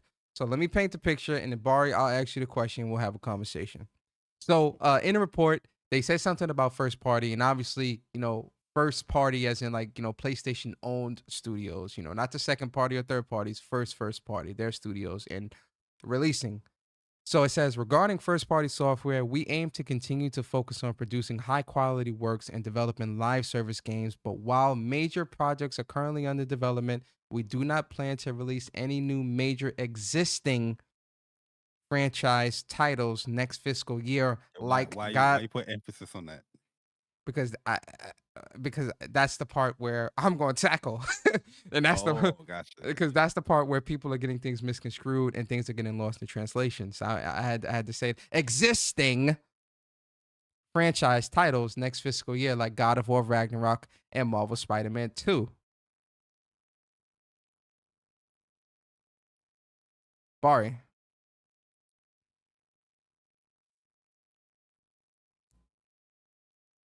For you, how did you, I'm asking you, Bari, Jay Bari of the Jay Bari Show, one half of the What's Up PlayStation podcast, Mr. Wagwan himself, Mr. Jerk Chicken. Saturday morning, you know what's up. The Rasta man in them, huh? I'm asking you, after me reading that quote from the Q3 financial report, how did you, Jay Bari, of the Jay Bari Show, one half of the What's Up PlayStation podcast, wearing a hat right now and a blue sweater with headphones on, how do you interpret what was just read? Well, how I interpreted what was just read, Persona. Thank you for reading that very clearly. By the way, I seriously can't wait to play Marvel Spider-Man 3, Ghost of Tsushima 2, or the next God of War this year. PlayStation gonna release those games, and I can't wait to actually play them this year. This is gonna be the greatest year in gaming. You got from third-party exclusive games, first-party exclusive games, second-party exclusive game like Stellar Blade, and that's added to the additional games that we are playing here on PlayStation. The next God of War and Spider-Man, I'm happy that we'll be playing those games this year, according to what PlayStation said. Do I sound off? No, you sound about right. Oh, I sound about right. So that's what they said, right? But serious note, there's two sides to me on this, right? There's a disappointing side to see that, okay, we know now existing games are not going to be coming from PlayStation this year. So that rules out Ghost of Tsushima. That rules out any further like DLC type plans from what I'm hearing, like expansions or whatnot, when it comes to, the first party studio games. So yeah, seeing that, I was like, okay, that's disappointing. But the other side of it was like, I wasn't expecting any of those games to release this year because we're still trying to figure out when our first party studio games coming out. And I doubt that a new Ghost, they just put out well, this is not first party studio, but it's a first party game. Death Stranding not coming out this year, 2025. So that's giving me a clue already. Like, none of these games from PlayStation Studios is going to be coming out this year. So reading the bullet point, I'm just like, it makes sense. But as you was perfectly exaggerated, as you should be with existing franchises, they're talking about existing franchises. We do know that they still have some new stuff planned as far as like Concord. I know Fair Games, and they're stating it here that regarding first party software, we aim to focus on producing high quality works and developing live service games. But while major projects are still under development, we don't plan to release any new major existing franchises next titles next fiscal year. God of War Ragnarok, and Spider-Man. But you know, Marvel but you know what also falls into this, right, Bari? Sony bends game. That doesn't fall into this. I'm saying because Sony Ben is making a new they're making a new IP, so we could very well see Sony Ben's new title this year, or have it released this year, or at least see what it is. And here's finish your thought before I go into it, because I'm kind of gonna go into rant mode. So go ahead. Yeah, I mean, like I said earlier, this is a part of the reasons why they dropped their target from 25 million to 21, because they know that first party, software can push, console sales. And if you're not going to be releasing any type of first party software, whether it's existing or even new, you're gonna decrease your initial, prediction or target. But that's not to say that we're not going to get anything new from PlayStation, like I said. But the stuff that they probably have banking on that's going to be new coming to PlayStation are not major big, franchises. So like I said, the Fair Games, the Concords, those are new IPs that are live service, because they're not just talking about their single player stuff. They also incorporated or included live service games into this. So it could be another Helldivers 2 situation where they're not thinking that this is going to be an initial major commercial success. They're looking at some type of success, but it's not going to be crazy like the existing games that they listed here, God of War or Marvel Spider-Man. So to me, it could be disappointing to see the news, to be honest with you, because seeing something like that and knowing how, hungry the fans has been to see what first party studios are creating, knowing that we're still not even getting any games from first party, existing games from first party within a year, it's still disappointing. I wasn't really anticipating or expecting it, but it's still disappointing to officially see that. I feel like they could have easily clarified this as well, to say like, just saying any major existing franchise titles, you could also had another sector like, oh, but we have other games planned to release within the fiscal year. But it didn't say that. So it's leaving me to assume that this year, when it comes to first party, is a wash, and then next year they're gonna pick up from there. That's what I'm first party in terms of what, single player? Because we've got Concord that's releasing this year. So here's my thing, right? I do agree with you with, like, I do think that they should have had another sentence that said, but you will see new and original games coming from us this year. Stay tuned, or whatever the case may be. I would have liked that too. They're not talking to us. No, they're not. They're talking to the investor. That is very true. That is very true. So, they're kind of just letting investors know what's up, right? So that is a very good point. I will say this though, we do know that Concord is coming out this year. And that's really all we really know in terms of first party. Helldivers is first party. Or is that second party?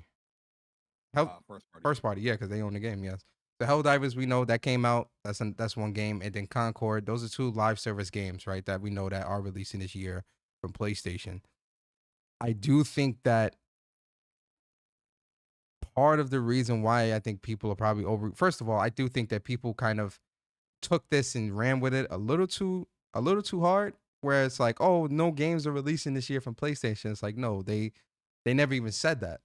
They told you existing franchises. So Ghost of Tsushima 2, if we thought that was releasing this year, that's a wash. Obviously, no next sequel in God of War or DLC or Spider-Man or whatever. None of that's happening this year. So anything that's existing isn't. But I think what is on the table is Sony Ben's next game. That's a brand new IP, right? London studio. We've known about their fantasy RPG live service game for like 2 years now. That's very much on the table. Obviously, I think Guerrilla's off the table as well. We might not see the Guerrilla multiplayer or anything like that. I think that's off the table too. So I think things like that off the table. But London studio, Sony Ben, and studios like that haven't put something out for quite a while. I think this is the year that we see that. You know what I think? I think it's bad when we read something like this and we're left with more questions than answers. I agree. Like, yeah. But like you said earlier, this isn't for us though. This really isn't for us though. So yeah, that's true. But we get the information. It's not necessarily directly talking to us, but we get the information. But I don't like the vagueness. You know, like we're in the year. I do think PlayStation, they need to deliver on an actual showcase talking about first party, even if those games, because they're already showing games 2024 and beyond. So if you're already promoting games beyond 2024, what is the hesitation? Obviously, we got to see if these games are ready to go, but I just don't understand how we are so clueless to see what's coming from first party, where now what we have the fiscal report coming out, and we're still assuming what we think is coming in 2024 and what we don't think is coming. I think that's PlayStation's job to hopefully this year they'll kind of hammer down on that, right? But 3 studios where I do think that it's very likely that we at least see something from them and probably release is Sony Ben, Concord, and Bluepoint. Bluepoint's been, we're 4 years now with Bluepoint. We know Bluepoint is making something brand new as well, right? Those are 3 studio and 4 too, because London studio has been making a fantasy RPG for quite a while. We've known about that for 2 years, right? And it's supposed to be a live service game too. I think it's very well that we can at least get of those 4 studios that I've named. I don't think it's far-fetched. We already know Concord is coming this year, so we'll take that off the table. But out of the other 3 studios, I don't think it's far-fetched to say that we at least get something from one of those 3 released this year as well. I think it's more than likely that we'll probably get something from Sony Ben, only because last year when they did their logo update and they gave us an update on what's going on, they said that they were hard at work working, making a multiplayer style game, and that we would know more soon. And we know that they've been working on this since 2019, 2020. So 4 to 5 years they've been working on this title. And we know with PlayStation, typically 4 to 5 years is that dev cycle when it comes to their first party titles. So I don't think it's completely off the table to say we could very well be seeing Sony Ben's next game and have it be releasing this year as well.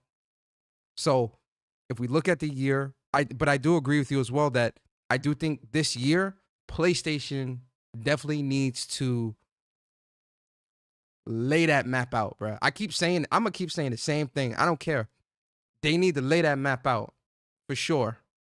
But I don't think I'm not banking on Ben game coming out this year. I'm sorry. I disagree with that. I'm banking on us seeing it. And I do think it's been, we're going on 5 years, bro. Days Gone came out 5 years ago. 6 years, because 2019. When Days Gone came out? Yeah, 2019. 2020, 2021, 2022, 2023, 2024. 5 years. We're 5 years now. I think it's due time. Yeah, I thought it was due time 2 years ago to see what's coming out for a lot of these studios, but we still ain't see them. True. You know what I mean? True. At the end of the day, like, I'm not banking on that stuff. When I see an article or a bullet point like that, yeah, they talking about major existing franchises, titles, but yeah, I would love to see Ben Studios game, but you just had a state of play, and you're showing games in 2025, that first party with Death Stranding, but not Ben Studio game that is supposedly coming out this year. It just don't add up to me. Like, a new franchise like that, how you gonna market that in a couple of months?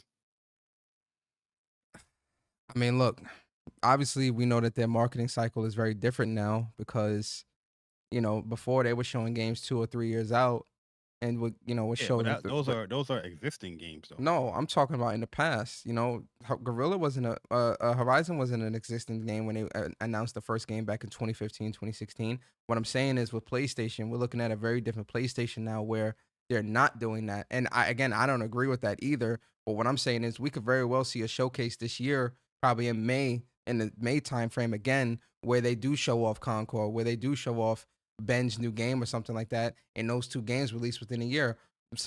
God of War, they didn't really start marketing the game super heavy until the month before the game dropped. Same thing with Yeah, but that's what I'm saying. That is existing game. Yeah, you can get away with a God of War with that. This is a new IP from a studio that the last game, the reception isn't that great. You're gonna need more than a couple of months to market a game like that. You can't be like, oh, the game come out in September and you start marketing in June. That don't make no sense. And then, You send that game up to failure. It's not Spider-Man. It's not God of War. It's not Horizon Forbidden West. It's not those games. If you're making a new IP, but the same thing could be said. The same thing could be said for Concord, right? Concord got shown, and they only showed a CG trailer that was like 30 seconds, and that really doesn't tell us anything about the game. And that's a brand new IP as well, slated for 2024. We're going into the 3rd month of the year, and we still know next to nothing about the game. And they did have a state of play as well, so that can apply to that as well. But that's coming out in 2024. I can challenge that as well. Okay. When they showed Concord, what was your initial thoughts on how they marketed it? I think they should have showed more. Exactly. But showed more as in an initial trailer, showing more of the game there. What I'm saying is, if we go into a show, that was what? That was months away. You're circling. But that was last. But that was last year, though. But that's what I'm saying, though. That was last year. I'm talking about this year, right? If we going into this year and they're already telling you that we're not getting any existing franchises, fine.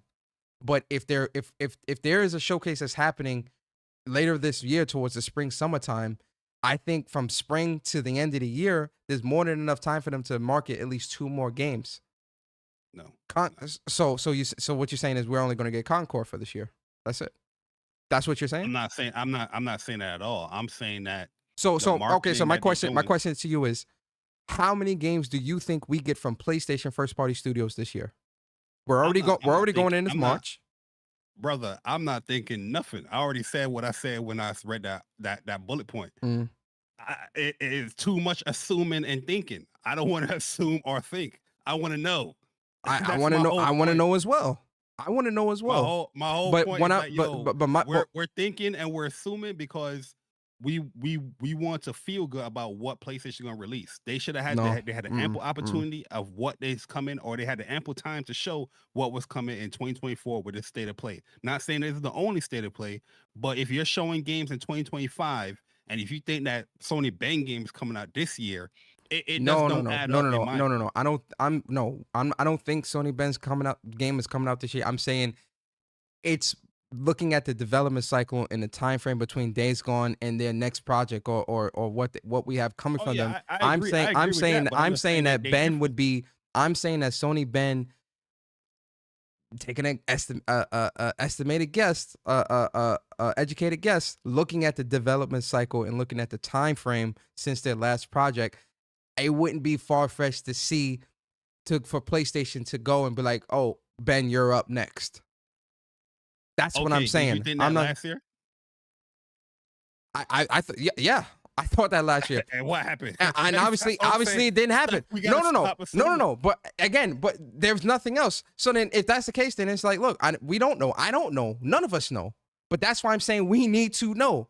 So at a showcase, That's what I'm saying. We are agreeing, but you're trying to circle around my point.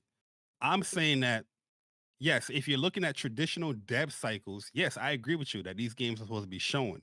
But it's not traditional here because at the end of the day, it's not being shown. We're being left in the dark as far as what they're doing. And that's why I'm saying that instead of assuming or thinking what we think is coming, no, just wait for them to say it, because at the end of the day, you're just going to end up disappointed. Just like the last showcase that we thought all these games for first party is going to be there. And guess what? Dun, dun, dun, dun. It didn't show. That's I agree with. Bro. I mean, listen, at the end of the day, that's all we can do. But that's why I responded to you when I said their marketing cycle is very different from how it was 5-10 years ago. You know, especially during the PS4 generation where they were showing things off 3 years in advance and then, would keep showing it off until it released. They're not doing that anymore. So what I'm saying is it's not far-fetched for them to show something like a Ben game in May and market it out throughout the summer for it to release in the fall. I get it. That's why I brought up But that's why I brought it up the way I brought it up, because I was trying to paint the picture of looking at the development cycle and the time that PlayStation typically gives their developers to get their games out the door. Sony Bend, London Studio, Bluepoint, they're the next trio up. Not saying all three of those games were released this year, but it's, for me and where I'm sitting, I'm thinking I wouldn't be surprised if we go into a state of play and we're seeing games from them. Not saying all three would release this year, but again, we're talking about three studios. That's a totally different thing that you mentioned, because. But that's why I mentioned. But that's why I mentioned the second part. This year, that's where I'm saying I disagree with you. Okay. By marketing this game this year and saying it's coming out this year, I think that's a failure on Ben or PlayStation's point, because you're coming from Days Gone. I enjoyed Days Gone, but the overall reception of that game is mediocre, right? And if you're going to be releasing a new game and it's supposed to be coming out this year and you only market it in a couple of months, I just think that's a bad move for that new IP, especially coming from your last game.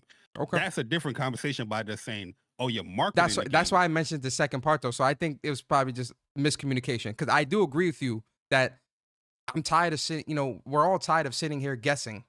Like, everybody's guessing. Everyone. No one has any type of concrete information. Everything is a guess. Guessing until PlayStation announces.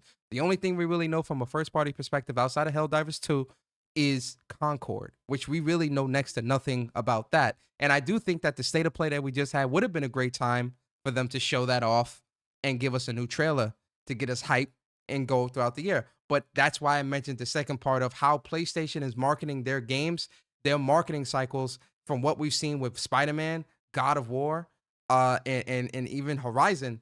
Their marketing cycles are much shorter. They're not spending a whole year marketing these games. They're spending maybe 2, maybe 3 months, if that. God of War was a 1 month marketing cycle. That's why I brought up it's different, because those are existing major IPs already. The first Horizon sold over 20 million. So yeah, you're not going to treat the marketing the same like you treated the first game that it was marketing it for 2 years before it came out. Now that the game is an existing popular game, you can market within months. Spider-Man 2, they marketed within months. God of War, they marketed within months. Those are existing major titles. You're not going to treat that the same way like a new IP. So what you're saying is the way they're going about it with Concord, you disagree with? Yeah, Okay. Bro, we said it from the beginning. Yeah, yo, just showing off a little teaser trailer like that for a live service game is not the way. Even when it came to fair games, it's not the way. You got to show that game. What I've been saying the whole time. Yep. Now people want to jump on the whole beta. I've been telling people from the jump, you need fan feedback when it comes to these live service games. Get into people's hand, early access betas, whatever it is, so people can actually, televise or profess about the game. The fact that you're just showing little snippet teasers off the game, of a live service game, is not selling a game. Yeah. Showing a burger is not selling a game. If you want to see how it plays, look at Helldivers 2. Helldivers 2, I thought they showed it, what was a great showing when they first showed it, showing how the game was played. That was a year out. That was in June, the showcase. The people talking how the game was played. People didn't even like that at the first time. They was making fun of it. But that was it was not less than a year, but it was enough time where you can know what you're actually doing. And that's another existing IP, but it's enough times to know what you're actually doing. A game like Concord Fair Games, the way how they've been marketing that, I don't agree. JC brings up a good point. Well, no, because we've known about Stellar Blade for like 2 years. They've shown Stellar Blade quite a few times. Stellar Blade before it's been a while. Called Stellar Blade. Yes, true. When it was called Project Eve. So that's true. Listen, at the end of the 2019 at the end of the day, I do hope that we see at least 2 or 3 projects from PlayStation Studios this year. That's just me. That's wishful thinking. So we'll see, right? And even when it came to Stellar Blade, let's use a Stellar Blade example. It's like 2 years that game has been getting trailers and whatnot. Titled, Stellar Blade. They've been marketing that game for like 2 years. Now people know about the game. Now people see what's about the game. Imagine Stellar Blade coming out this year, and the first time we've seen it is at the State of Play. It'll be a different conversations and talks going on. Yeah, you still might have those, conversation about, oh, this game look good, or the girl look good, or whatnot. But people have been talking about the game and anticipating the game for years now, compared to months, is a big difference. Yeah, That's what I'm saying. we'll see. We'll see. At the end of the day, I agree with you 100% that I do think because we've had this conversation before. Remember with God of War, I kept saying it's weird that you guys are marketing and this. Spider-Man. Yeah, it's fine. I always thought it was kind of off how they were going about their marketing cycle. So, listen, it's 2024. You know, they already got one state of play out the way. Let's see what a showcase looks like, how that's going to look, how they go about that, what games we see, what games released this year. As of right now, we really only know about Concord, and we really know next to nothing about that outside of it's a space sci-fi PvP multiplayer first-person shooter. What would it look like? And it's being made by the same developers. The team Firewalk is composed of Halo, Halo, COD, Destiny, Battlefield. A lot of first-person shooter devs are there. So let's see. That's all I got. That's it. But yeah. And if Concord, that's your major game coming out for the year, that's spooky from PlayStation. Yeah. I'm not saying that they're having a bad year, they're having a wonderful year, but overall, from first party standpoint, Deviation games, I don't know about them, man. I think PlayStation might have walked away from them because we haven't really heard anything from them for 2 years now. So, and then we heard about the big layoffs early last year, and then really nothing else. And so, who knows? We'll see. But yeah, guys, that's the show. We hope you guys enjoyed it. Oh, yo, shout out to Forget Me Not, man. Appreciate you for super chat. It says Astrobot in Concord this year. Maybe you won't know. Astrobot is a rumor. Granted, I think it's coming from Jeff Grubb, so obviously it's got more validity than some of these other fly-by-night insiders that we tend to see. But it's still just a rumor, so I don't want to put a whole lot of stock into that. But if they are coming out with a bigger budget Astrobot game, I definitely welcome that because I thought Astrobot was Astrobot Playroom. Not Playroom. What was the name of the game? The free game you got on PS5? It was Astrobot Playroom, right? Yeah, just Astrobot. Or Astrobot, whatever. Playroom is the VR thing, right? Yeah. It came out on the PS4, the free game. Yeah. But yeah, but Astrobot game, I do think that's a good game. But go ahead, Bari. Until Dawn is not first party studio. It's a first party owned IP, but it's not a first party studio.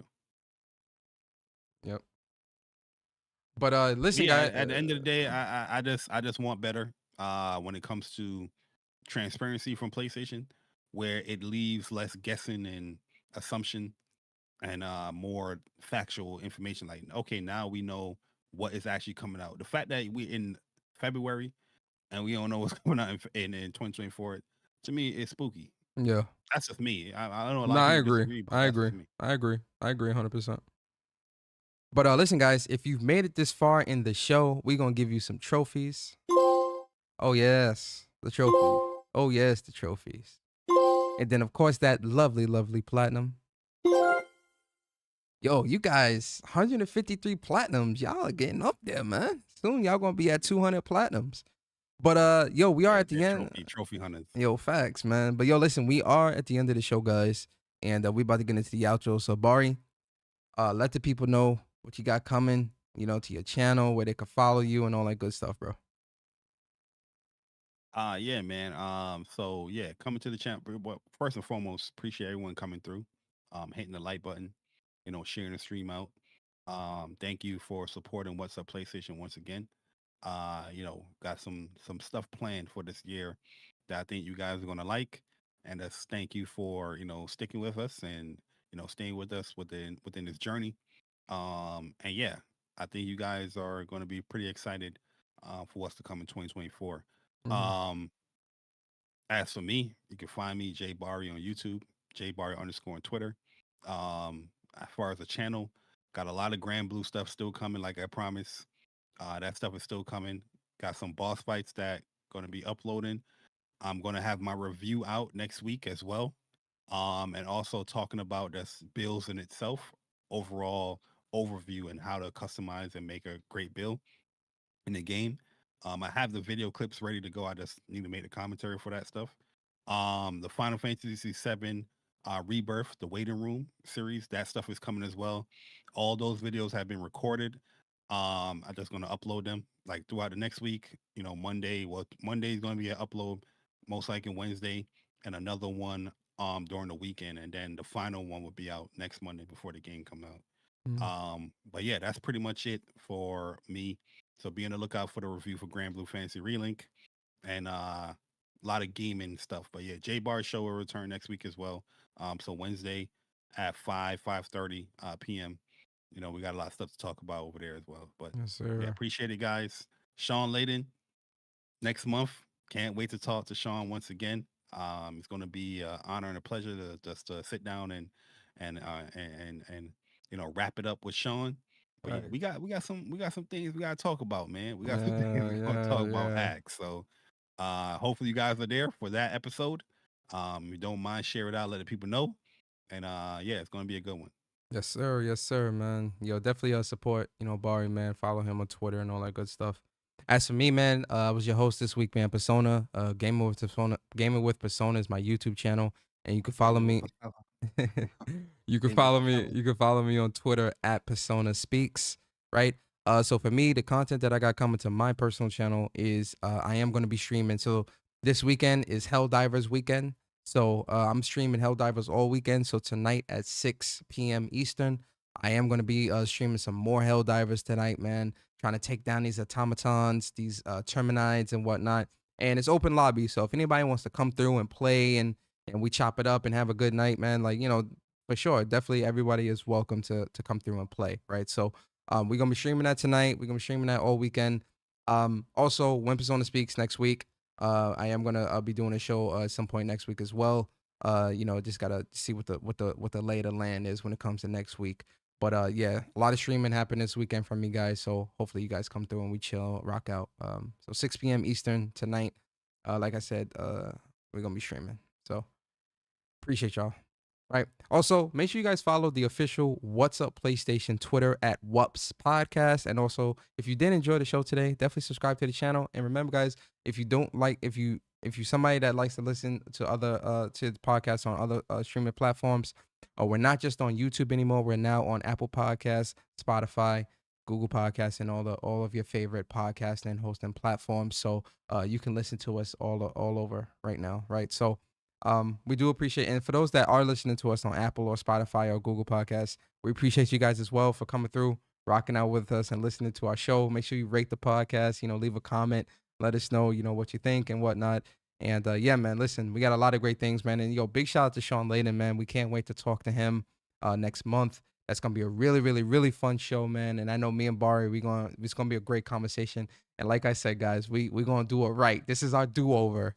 From when the first time we had him on. Now we're more established, we more professional, we got the professional setups and everything. It's gonna be a good show, I promise you guys. It's gonna be entertaining. It was like, why is Sean on there? They only got 2K subscribers.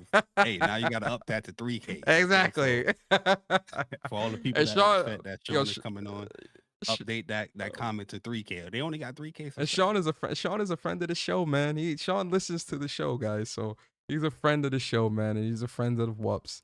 So we can't wait to talk to Sean. Also, like Bari said, we got another big announcement for March as well, but we're going to save that to the end of the Sean Layden episode next month. So don't miss that. You guys going to be really excited for that. So don't miss that. And next week is also giveaways. Me and Bari are both giving away 4 copies of Final Fantasy VII Rebirth. And shout out to MJ, who also is donating 2 copy giveaways as well. So that's 6 total copies of Final Fantasy VII Rebirth. You'll have a chance to win next week. That's going to be really fun. And we love to give back to the community and to the people that support us, man. So we're really excited for that next week on episode 154 of What's Up PlayStation Podcast. But with that being said, guys, we hope you guys have a great long weekend. Relax, enjoy yourselves, be safe with whatever you're doing. And always remember, What's Up PlayStation Podcast is a podcast for the community, by the community. And we'll see you guys next Saturday, same time, same place, same crew, the WUPS crew. And we out, guys.